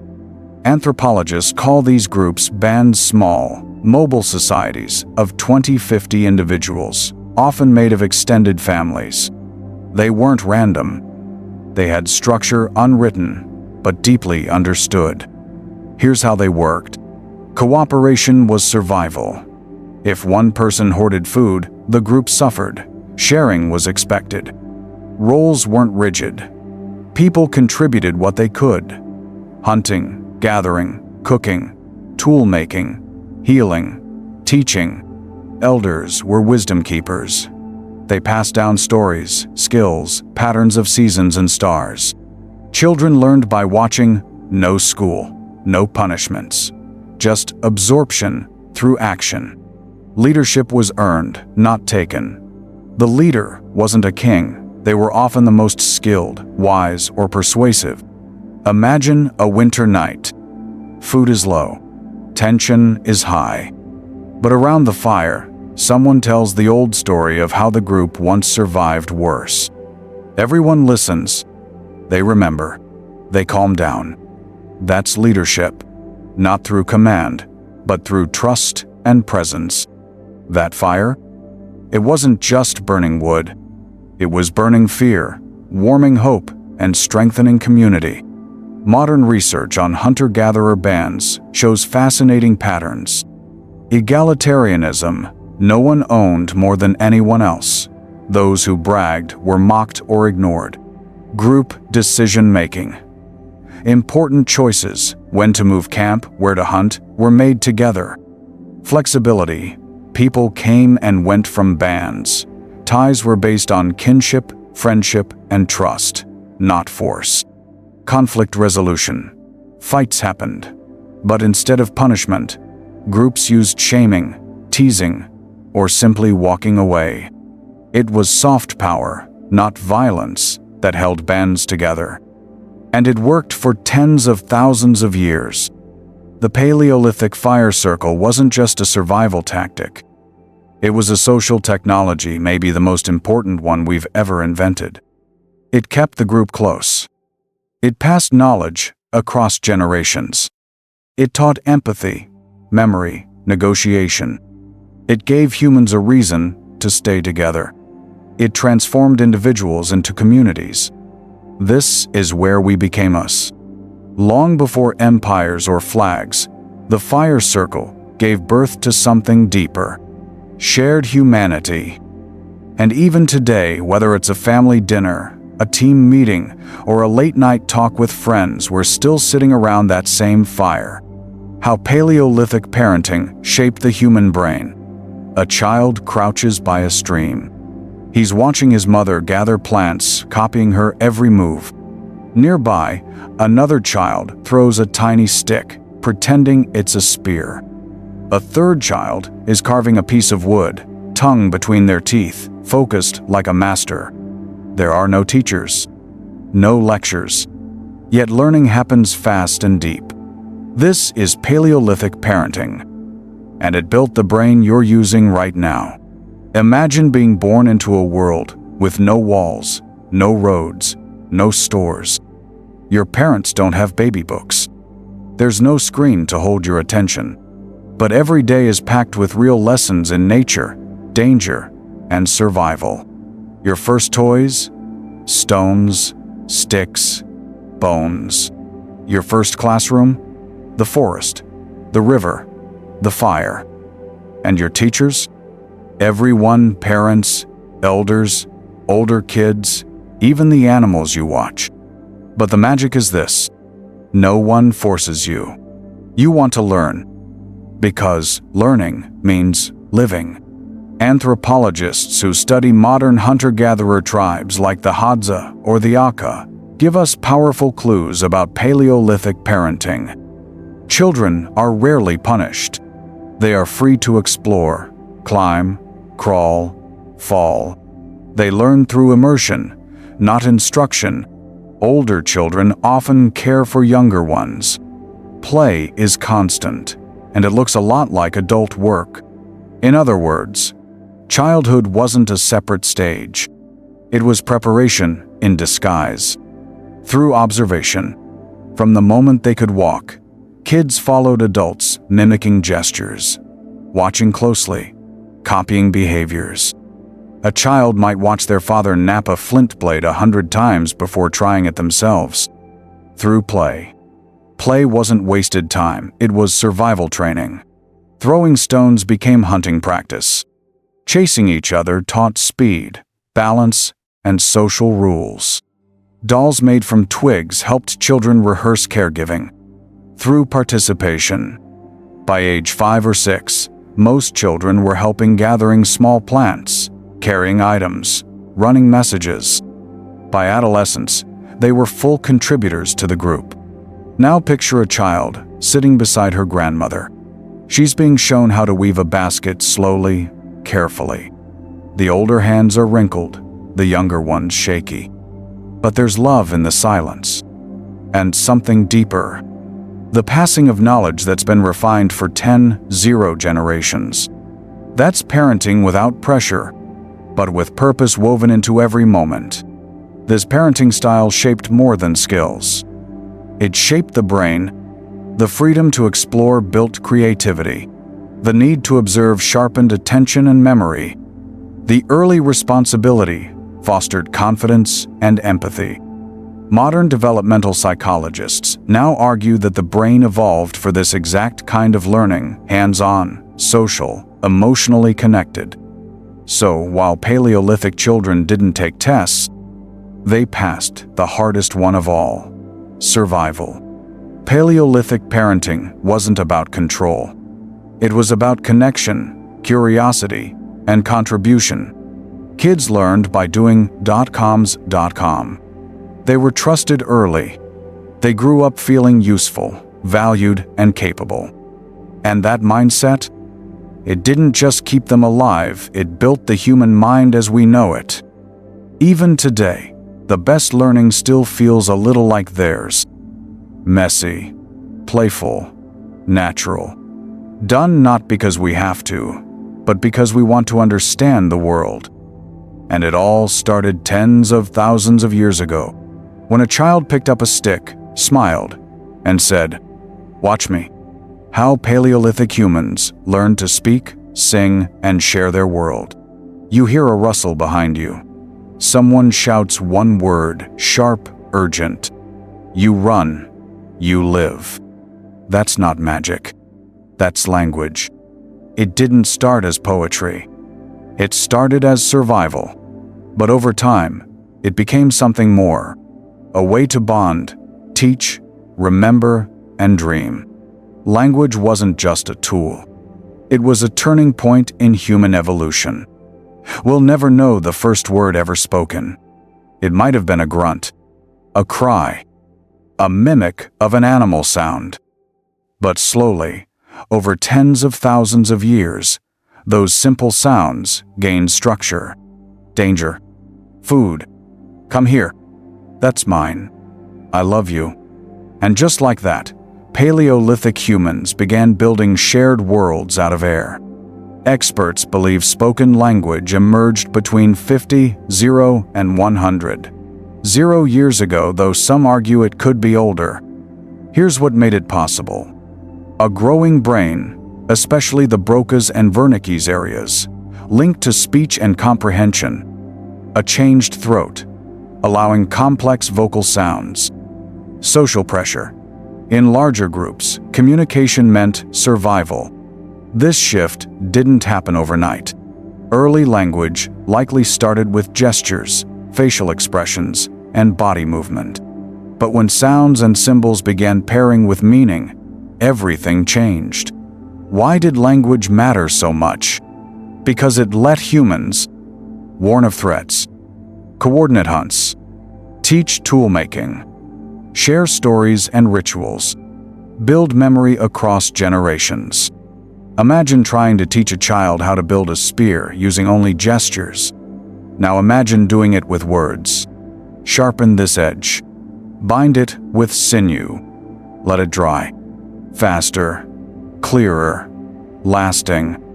Language made knowledge portable. Think of a Paleolithic parent whispering a lullaby to their child. The melody soothes. The words mean nothing and everything. Or an elder telling a story around the fire about the spirits of the forest, about a hero's hunt. Words weren't just sounds. They were safety, memory, magic. They pulled people together.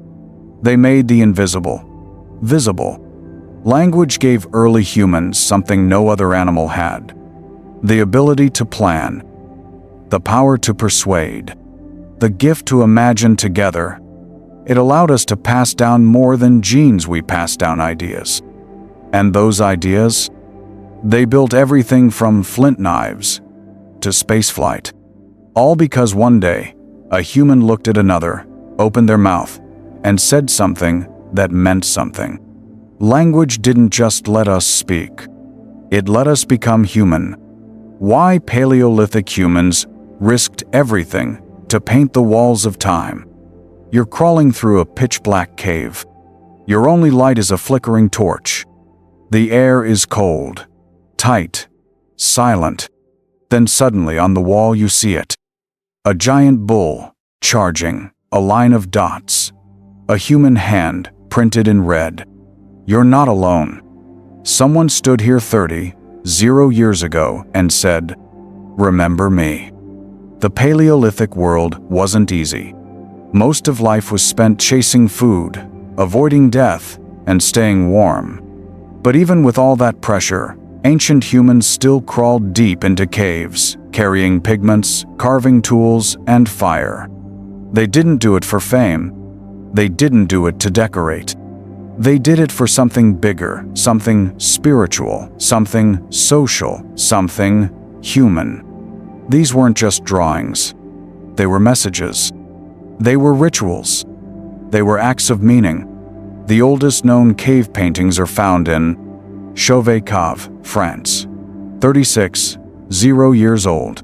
El Castillo, Spain, hand stencils dating back 40+ years. Sulawesi, Indonesia, animal paintings nearly 45 years old.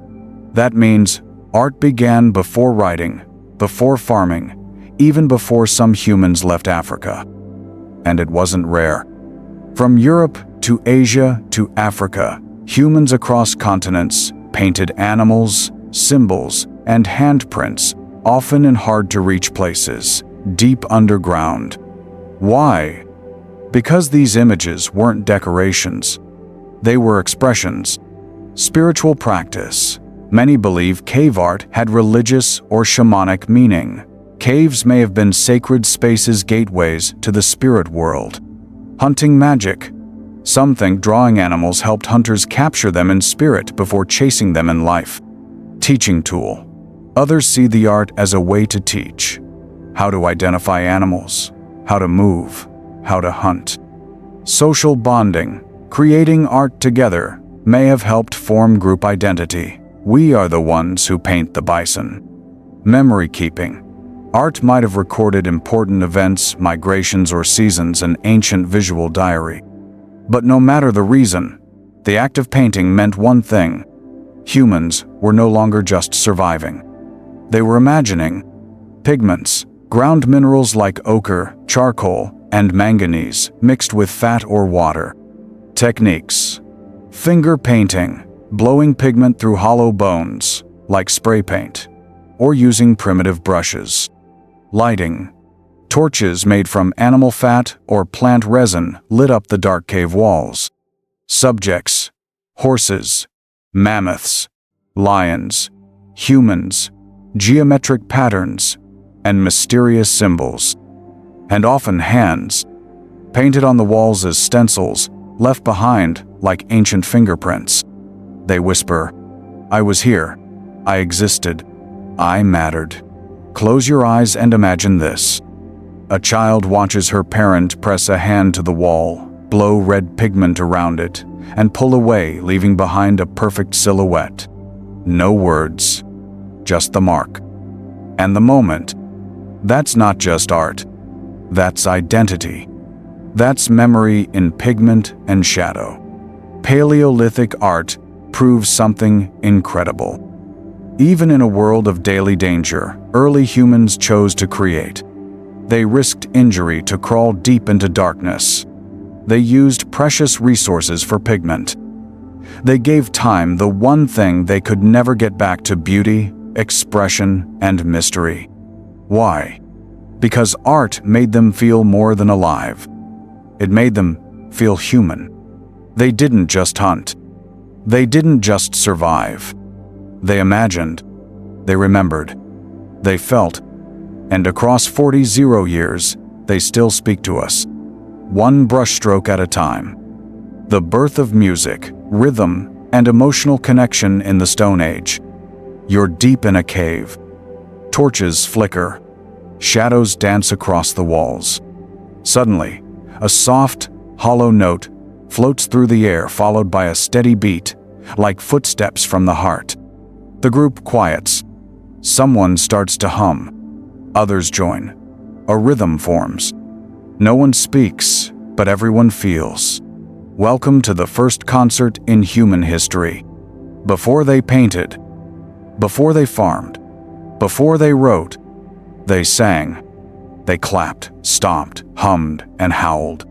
Paleolithic humans didn't need words to communicate joy, fear, love, or grief. They had sound, and they used it to connect with each other and something bigger than themselves. Music wasn't a hobby. It was a ritual, a survival tool, and maybe a glimpse into the sacred. The oldest musical instruments date back over 40 years. Bone flutes, found in Germany, made from bird bones and mammoth ivory.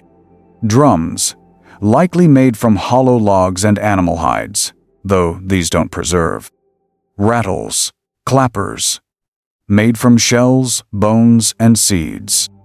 The human voice, the first instrument of all, capable of endless emotion. These tools prove one thing. Paleolithic humans made music on purpose, and it mattered. Why would people struggling to survive spend time making sounds? Because music offered powerful advantages. Bonding. Singing together synced heartbeats and emotions. It made people feel connected like one mind. Coordination. Rhythms helped coordinate group activities like hunting, building, or marching. Healing. Repetitive rhythms and chants could reduce anxiety, manage pain, and create a trance-like calm. Storytelling. Before written language, songs passed down history, instructions, and values. Spirituality. Many rituals involved music. It may have been used to summon spirits, mark seasons, or honor the dead. In a world of danger, hunger, and loss, music became a shield for the soul. Picture this. It's winter. The hunt failed. Tensions are high. But someone begins to hum. A low, steady rhythm. Others follow. A drumbeat, a clap, a chant. For a moment, the fear fades. The group sways, breathes, becomes one. There is no food, but there is connection. There is music, and somehow, that's enough for now. The beauty of Paleolithic music isn't just in the sounds. It's in what it meant. A lullaby for a crying child, a heartbeat rhythm during birth, a mourning song for the dead. Music expressed what words couldn't and still can't. It was memory without paper, feeling without language, hope in a hopeless world. We often imagine Paleolithic life as silent, just wind, footsteps, and fire crackles. But it wasn't. It was alive with sound. The whisper of a bone flute in the dark, the thump of feet on forest floors, the rise and fall of voices in rhythm. Music wasn't background noise. It was center stage, as vital as the spear, the fire, and the shelter. And it left something deeper than art or tools. It left us the ability to feel together. Even today, when you hum a tune or lose yourself in a beat, you're reaching across 40 years to the very first musicians, our ancestors of sound, death, afterlife, and the origins of human spirituality. A young man dies in the wild. His band could leave him. Predators are near. Time is short. But they don't. They dig. They decorate his body. They bury him with care. Why? Because even in the Paleolithic world, where survival was everything, humans paused for death. And in that pause, spirituality was born. Long before the first religions, gods, or sacred texts, something stirred in the human mind. The sense that death wasn't the end, that the body might be gone, but something, memory, spirit, presence, remained. And so, early humans began to treat death differently. Not with fear, but with ritual. Burials are some of the oldest clues we have about the inner lives of Paleolithic people. They tell us that our ancestors weren't just hunting and surviving. They were feeling, questioning, and honoring. The earliest known human burials date back over 100 years. Not just holes in the ground, but intentional graves, often with red ochre powder, a possible symbol of blood, life, or rebirth. Grave goods, tools, beads, shells, sometimes food or weapons. Arranged bodies carefully laid on their sides, hands folded. Some key sites: Khafre Cave, Israel. Burials with ochre and antlers placed near the head, 92 years ago. La Chapelle aux Saints, France. A Neanderthal buried in a flexed position with signs of care. Sunghir, Russia. 2 children buried with thousands of ivory beads, spears, and carvings, 34 years ago. These aren't random. They're deliberate acts of remembrance. Protection from scavengers. Emotional closure for the group. Symbolic transition, perhaps into an afterlife. Connection between generations. Spiritual expression, honoring something greater. These early burials were more than practical. They reflected belief. Even if they had no name for God, they felt something sacred about life and its end. Imagine this. A small child has died. The tribe gathers, quiet, hearts heavy. An elder places a seashell necklace around the child's neck, a treasured item, passed through generations. They cover the body with red pigment, place a carved figure beside her, then close the earth. There is no priest, no written prayer, just the sound of wind and the weight of meaning. That's spirituality, raw, unfiltered, human. These burials are some of the first proof that early humans loved, that they remembered, that they saw each other as more than bodies, as beings with something worth honoring. They didn't just walk away from their dead. They stood still. They reflected. They felt. Paleolithic burials show us the roots of something timeless. Grief, ritual, the idea of the soul. These weren't cave brutes tossing corpses in a hole. These were humans like you, wondering what comes next. And in that wondering, they gave birth to the first sparks of faith. Long before pyramids, churches, or scriptures, they made sacred what we all must face: death. And in doing so, they whispered to the future. We were here. We loved. We believed there was more. The cognitive revolution of the Paleolithic era. Around 70 years ago, something shifted. Not in the sky, not in the soil, but inside the human mind. We began to do something no other species had ever done. We imagined things that didn't exist. Spirits, myths, symbols, stories. This wasn't just evolution. It was a cognitive revolution, and it changed everything. Before this shift, early humans were intelligent toolmakers, hunters, fire users. But their thinking was still rooted in the visible world, what they could touch, see, or hear. Then, slowly, the mind expanded. We began to form abstractions, ideas, that had no physical form. A mark became more than a scratch. A carved figure became a symbol. A series of events became a story. From this point forward, humans no longer just lived in the world. We lived in a world of meaning. This transformation is often referred to as the cognitive revolution, believed to have occurred between 70 and 40 years ago. Evidence of this shift can be found in a sudden explosion of complex tools with refined design, long-distance trade networks, personal ornaments like beads and pendants, abstract cave art and geometric patterns, burial practices with symbolic objects, mythical thinking inferred through shared motifs and artifacts.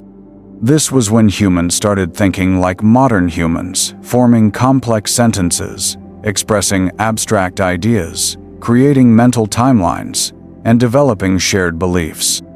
A symbol is not just a mark, it's a mental shortcut that represents a bigger idea. Some of the earliest known symbols include cross-hatched patterns carved into ochre blocks, Blombos Cave, South Africa, 75 years ago. Geometric engravings on bones and stones across Europe and Asia. Repeating signs in European cave art like zigzags, dots, and spirals, possibly proto-languages or ritual markers. These weren't decorations. They were part of a mental language, shared by a group and passed through generations. Symbols allowed humans to communicate beyond the present, to leave messages for people they might never meet, to build shared identities and ideas, even when not physically together. With symbols came stories, and with stories, myths. Myths are more than fiction. They are structures that help us understand the world, our place in it, and the forces we cannot control. Though we don't have Paleolithic myths written down, we can infer their existence from repeated animal imagery in sacred places, burial goods suggesting belief in an afterlife, figurines and totems that may represent deities or spirits, rock art featuring human-animal hybrids, possibly shamans or mythical beings. Myths helped early humans explain the unknown, why the sun rises, where spirits dwell, what dreams mean, how the world began. They also help define group values, who we are, what matters, what's sacred. And once stories became portable, passed from one mouth to another, culture was born. The cognitive revolution was the single most important mental leap in human history. It gave us the ability to plan long-term, the creation of symbolic systems, the foundation for religion, art, and law, the power to imagine futures, regrets, possibilities, the ability to cooperate at scale through shared beliefs. It turned us from survival-focused animals into meaning-making beings. No other creature paints symbols on cave walls, buries their dead with rituals, or gathers to hear stories around a fire. When humans learned to think symbolically, we unlocked a new world, not of stone or bone, but of imagination. And from that world, all of civilization would eventually rise. How oral traditions preserved the mind of the tribe.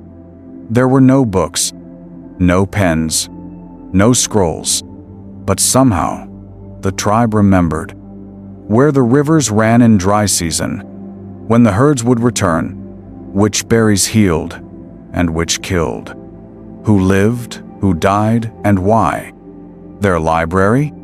It wasn't made of paper. It sat around the fire, with wrinkled faces and voices heavy with memory. They were the fire keepers, and they carried the mind of the tribe. In a world without writing, memory was survival.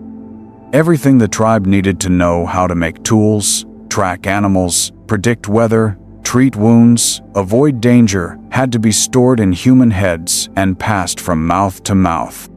That's where oral tradition came in. Not just stories for fun, but systems of deep knowledge transfer. Each generation would listen, repeat, internalize, and those who remembered best became the teachers. Around every Paleolithic fire, knowledge lived. Not in books, but in people. We see the power of oral tradition in indigenous cultures around the world today, especially in groups that maintained a hunter-gatherer lifestyle. They've preserved detailed knowledge through epic stories with embedded instructions, rhymes, songs, and chants to aid memory, ritualized storytelling during key moments, season changes, rites of passage, hunts. Some oral traditions stretch thousands of years. Australian Aboriginal songlines, for instance, encode geographical, spiritual, and ecological data in musical form, like maps you can sing. This is likely how Paleolithic societies preserved knowledge. Every tribe had elders, those who had seen more winters, more danger, more life. They became living archives. But knowledge wasn't just for the old. Skilled toolmakers, midwives, hunters, and shamans all carried specific bodies of knowledge. What united them was the duty to pass it on. Through repeated storytelling, children would grow up hearing the tribe's memory every night, absorbing it before they even realized they were learning. To protect knowledge from being lost, oral traditions relied on repetition. Stories and facts were told over and over. Rhythm and rhyme, to make memory easier and stickier. Drama and emotion. A good story is easier to remember. Group participation. Everyone knew the words and would correct errors. This was more than entertainment. It was a collective hard drive, a human network of memory. Oral tradition was the Paleolithic version of Google, Wikipedia, and school, all in one. It didn't just store facts. It preserved values, beliefs, and identity. And those who carried that memory were more than storytellers. They were guardians of culture. They kept the tribe alive, not just in body, but in mind. When you hear a story today, you're still part of that chain. The oldest classroom in the world, still burning beside a fire. Paleolithic gestures, eye contact, and nonverbal communication. Before the first word was ever spoken, humans were already talking, not with their mouths, but with their hands, with their eyes, with the way they stood, the way they moved, the way they looked at each other in silence. This was the original language, older than speech, older than memory, and it still lives inside us. Imagine you're deep in a forest with your tribe. A predator lurks nearby. You need to warn your group, but one word could give you away. So, you raise your hand. You glance sharply in a direction. You crouch slightly, signaling, danger, stay low. No sound, no sentence. But your message is clear. This is nonverbal communication, and for Paleolithic humans, it was the first and most important form of connection.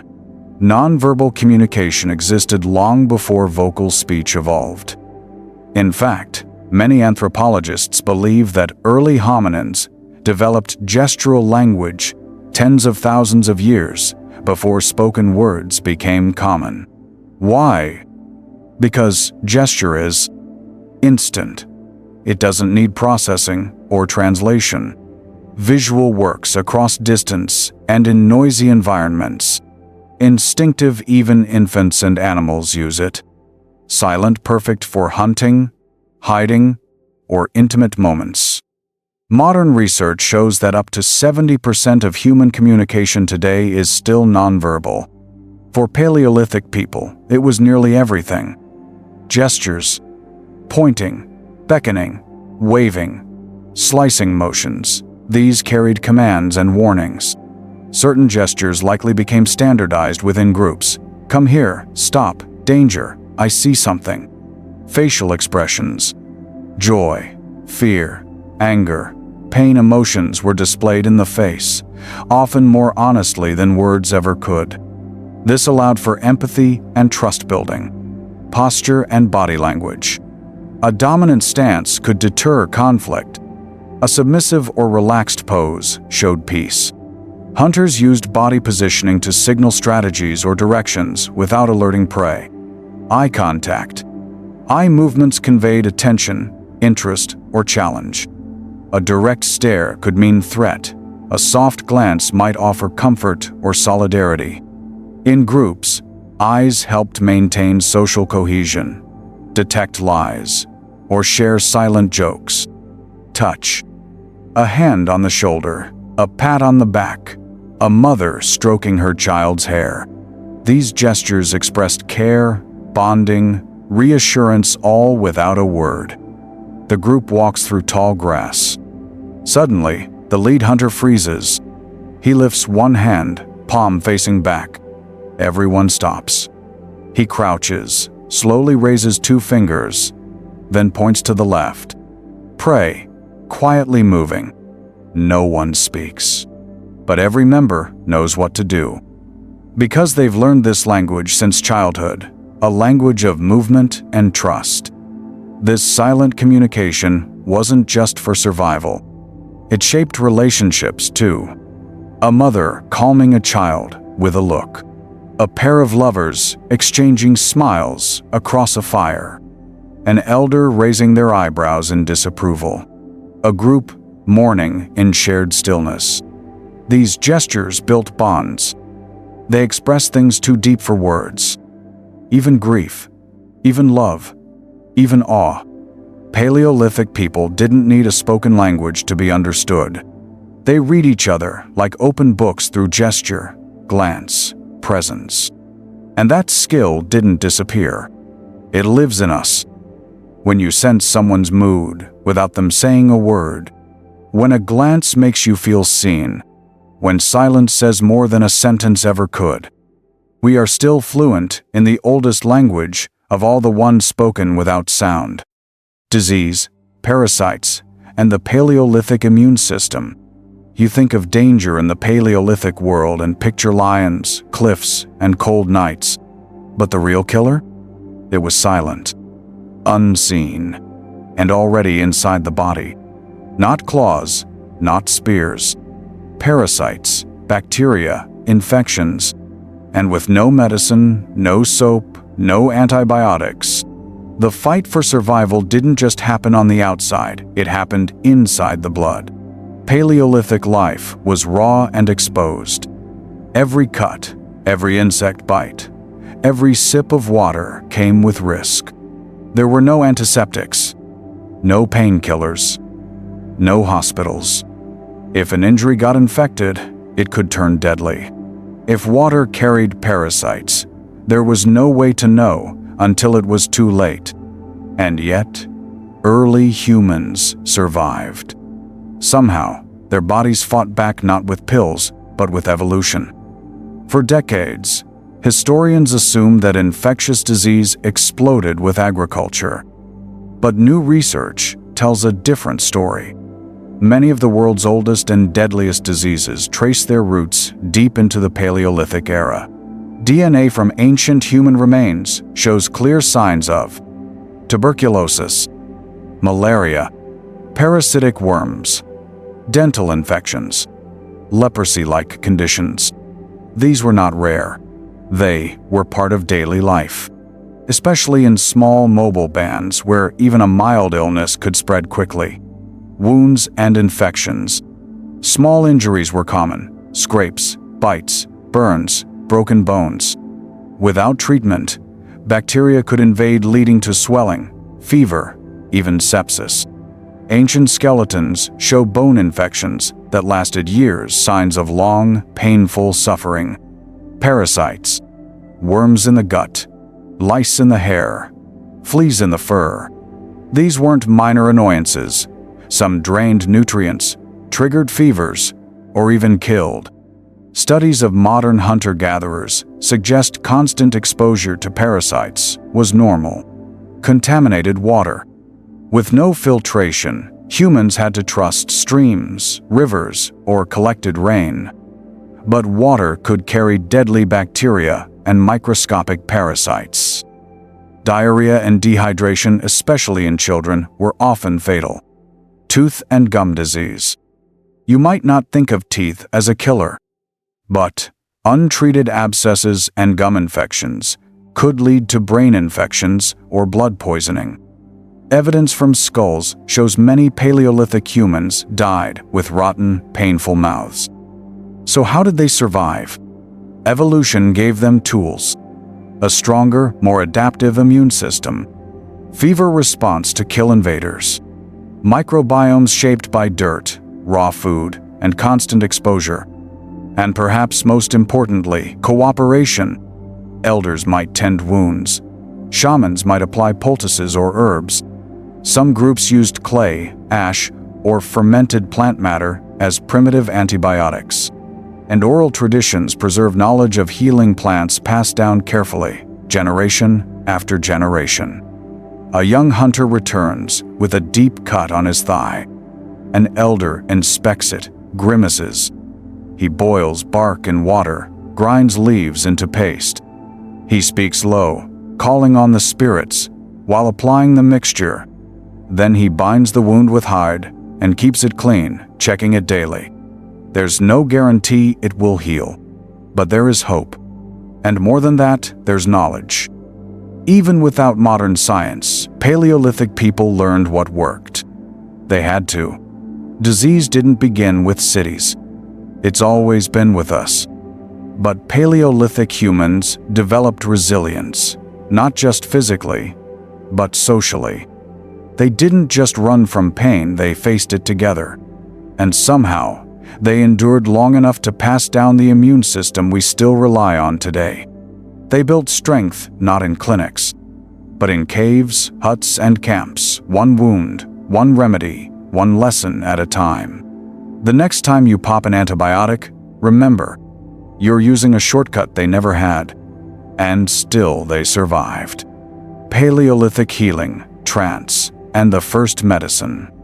Before hospitals, before pills, before even herbs and bandages, there were rituals, there were visions, there were shamans. When Paleolithic people got sick in body, mind, or spirit, they didn't just treat the wound, they tried to speak with the unseen. Because to them, sickness wasn't just physical, it was spiritual. It was a disturbance, a crack between the world of the living and something deeper. Imagine a Paleolithic child burning with fever. The tribe gathers in silence. They don't call for a doctor. They call for the one who speaks to the spirits. He arrives covered in ochre, feathers in his hair, holding a carved staff. Smoke curls around him. He chants, dances, enters a trance. Is this magic? To the modern world, maybe. But in the Paleolithic, it was medicine. Not just for the body, but for the soul. Across ancient human societies, we find traces of a similar figure, the shaman. The term comes much later, but the role is ancient. Shamans were healers, mediators, between worlds, storytellers, keepers of ancestral knowledge, guardians of the tribe's mental and spiritual health. They treated wounds, yes, but they also dealt with nightmares, hallucinations, grief, fear, visions. In a world full of danger and mystery, they were the ones who helped people make sense of it all. Archaeological clues support their presence. Cave paintings showing human-animal hybrids, likely depictions of shamans in trance. Burials with strange, symbolic objects, antlers, feathers, beads, flutes. Ritual spaces deep in cave systems, far from daily life, likely reserved for altered states.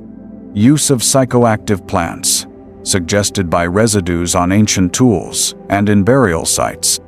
These weren't random decorations.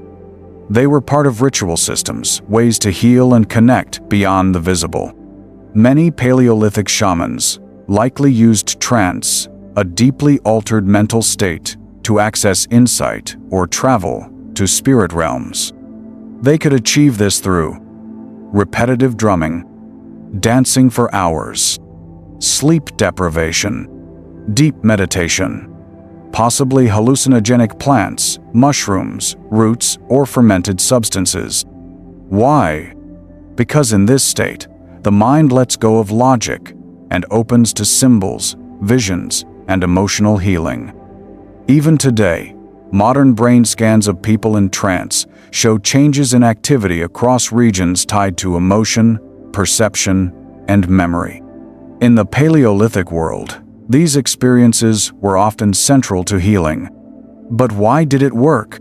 Part of the answer is belief. Even today, the placebo effect shows us how the mind can influence healing. Back then, belief wasn't just useful, it was essential. If the tribe believed a spirit caused the illness, then banishing that spirit gave the patient peace. If the healer believed their ritual worked, their presence alone became a source of hope and strength. In short, belief didn't replace medicine, it was medicine. Shamans were the first psychologists, the first doctors, the first therapists. They didn't wear white coats. They wore skins and beads. But they understood something we still wrestle with today. Healing is more than fixing the body. It's about calming the mind, soothing the fear, restoring the connection between a person and their world. And in a time before science, that made them the most powerful person in the tribe. Paleolithic birth, midwives, and the fight for new life. It should have been the safest moment in the world, the birth of a child. But in the Paleolithic world, it was one of the most dangerous. No hospital, no sterile tools, no medicine. Only blood, pain, hope, and the hands of those who had done this before. Every new life came through risk. Every birth was a battle between life and death. Picture a cave. The fire is low. A woman screams through clenched teeth, crouched against the cold rock wall. Two others kneel beside her, older women, experienced, calm. These were the midwives of the tribe. They weren't doctors. They were survivors, women who had given birth, helped others, and knew the rhythm of life. They had no tools, no monitors. But they had knowledge passed through generations. Which herbs eased pain? How to position the body? How to help when things went wrong? And when to pray? Birth wasn't private. It was tribal. And every successful delivery was a victory. We often forget how brutal childbirth used to be. The baby could come breech. The mother could hemorrhage. Infection could spread within hours. The umbilical cord could wrap. The placenta might not come out. And yet birth had to happen. It was the only way the tribe survived. Paleolithic humans had narrower pelvises than we might assume, and childbirth was often long and difficult. But nature provided one gift: the midwife. Even in prehistory, women likely helped each other give birth. Archaeological evidence suggests communities had special areas for birthing, often near warmth and away from male-dominated hunting zones. Midwives likely used animal hides for warmth, stones for cutting cords, cleaned with heat or herbs, herbs to reduce pain or bleeding, breast milk or honey to soothe newborns, ash or clay for antiseptic purposes, and above all, experience. Nothing replaced the value of having seen it before. In small tribes, losing one mother or one child was a huge blow emotionally and practically. So women worked together, year after year, to learn what helped. And they remembered. The importance of birth is carved in stone literally. Across Paleolithic Europe, we find statues of fertility goddesses, large hips, round bellies, full breasts. They weren't fashion, they were hope. These carvings told the story. Birth is power. Women are life bringers.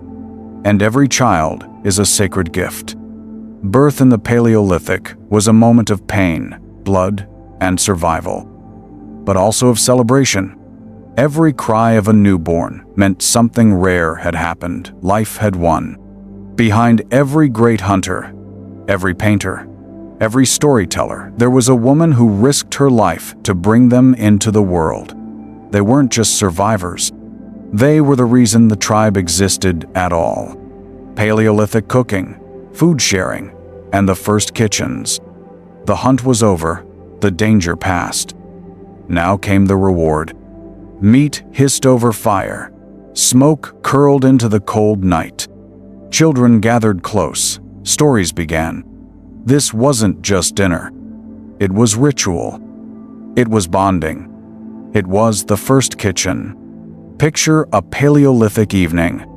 The hunters return, dragging a carcass across the clearing. The gatherers offer bundles of herbs, roots, berries. At the center of camp, the fire is already glowing, kept alive since yesterday. There's no table, no stove, but there is a rhythm, one passed down by hundreds of generations. Some skin the meat, others sharpen stone blades.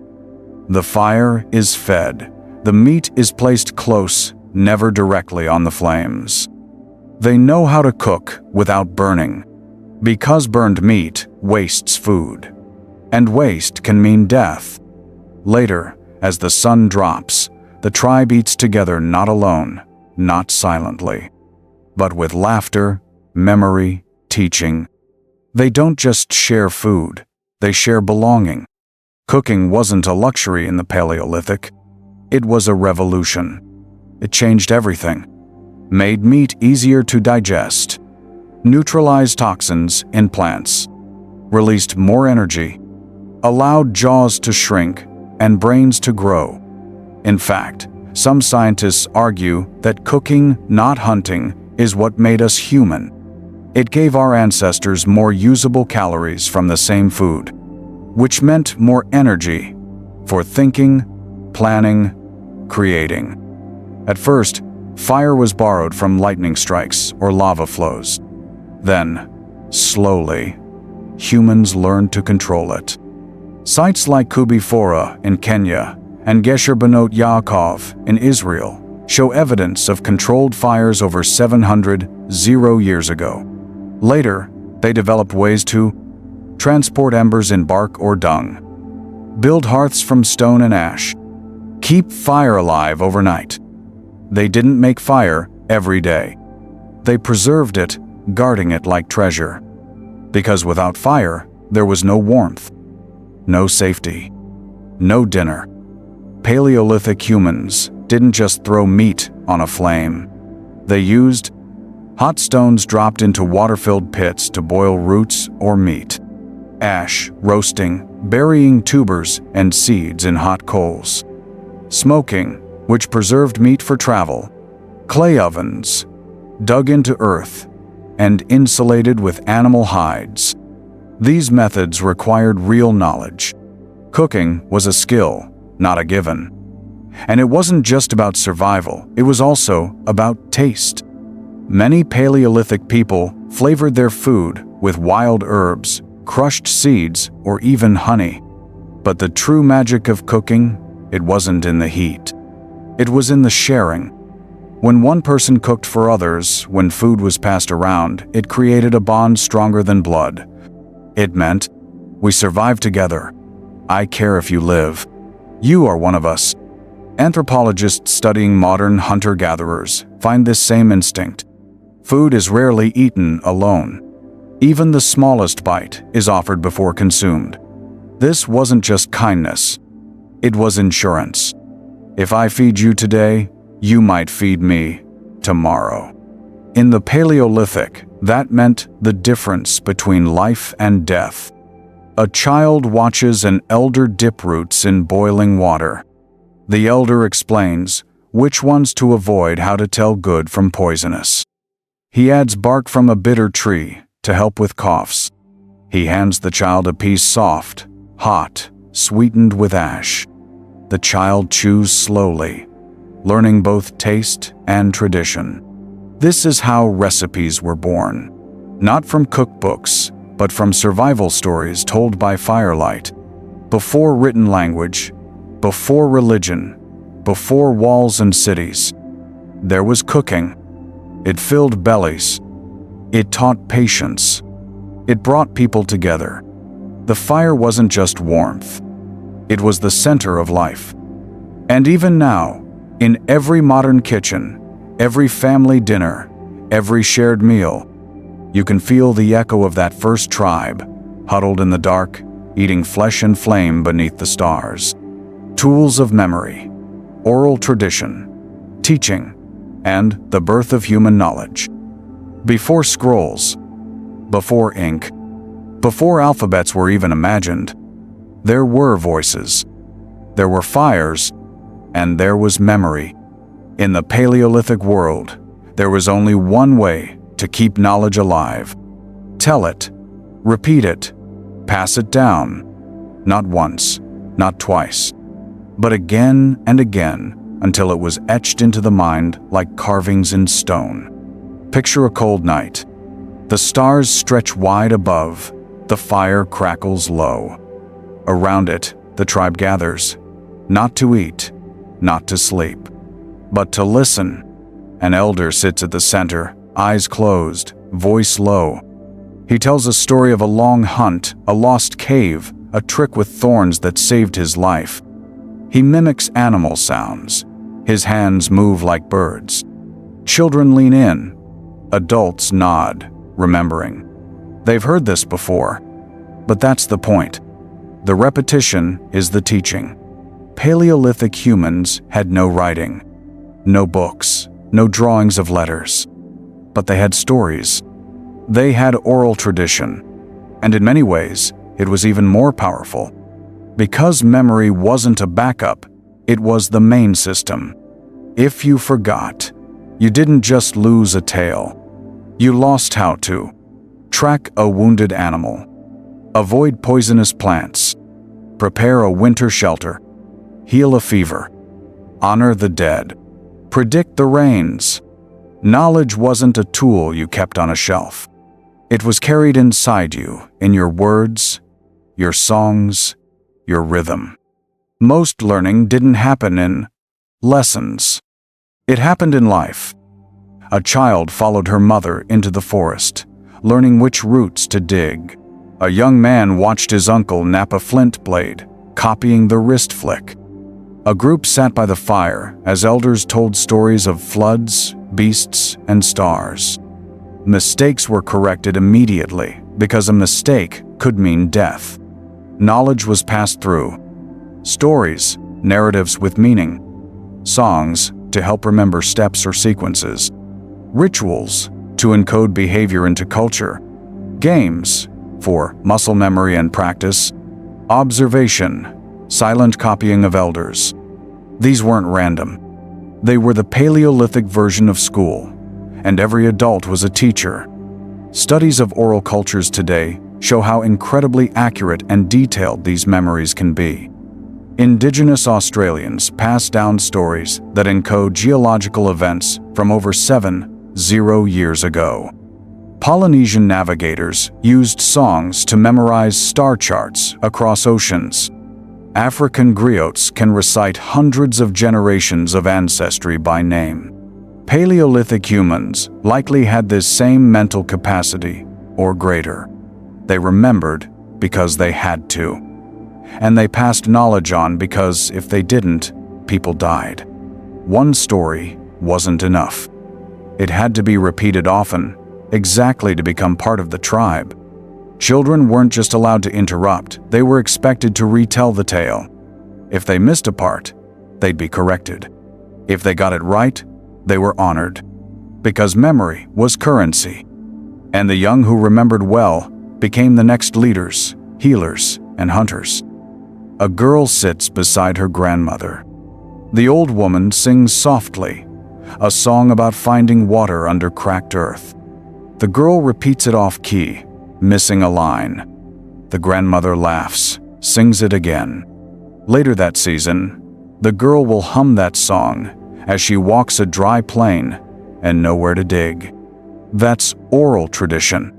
It's not entertainment. It's instruction coded in story. The Paleolithic world didn't leave behind libraries. It left behind something stronger: living memory. Humans became walking vessels of knowledge, filled not with facts, but with stories that saved lives. They didn't teach with chalkboards. They taught with rhythm, tone, and silence. And in doing so, they created the world's first culture, first education system, and first history. Before the pen, before the keyboard, there was the voice, and it remembered everything. What Paleolithic life still teaches us today. They didn't have cities. They didn't have clocks.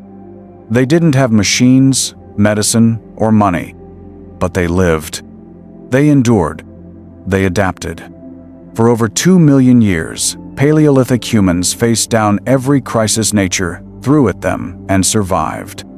Now, in a world they could never imagine, their lessons still whisper through us. We build towers. We connect in seconds. We eat food grown thousands of miles away. But inside, we're still wired like them. Our bodies, our instincts, our brains. We haven't outgrown our ancestors, we've just covered them in noise. Look around. We're anxious. We're distracted. We chase comfort and feel more lost than ever.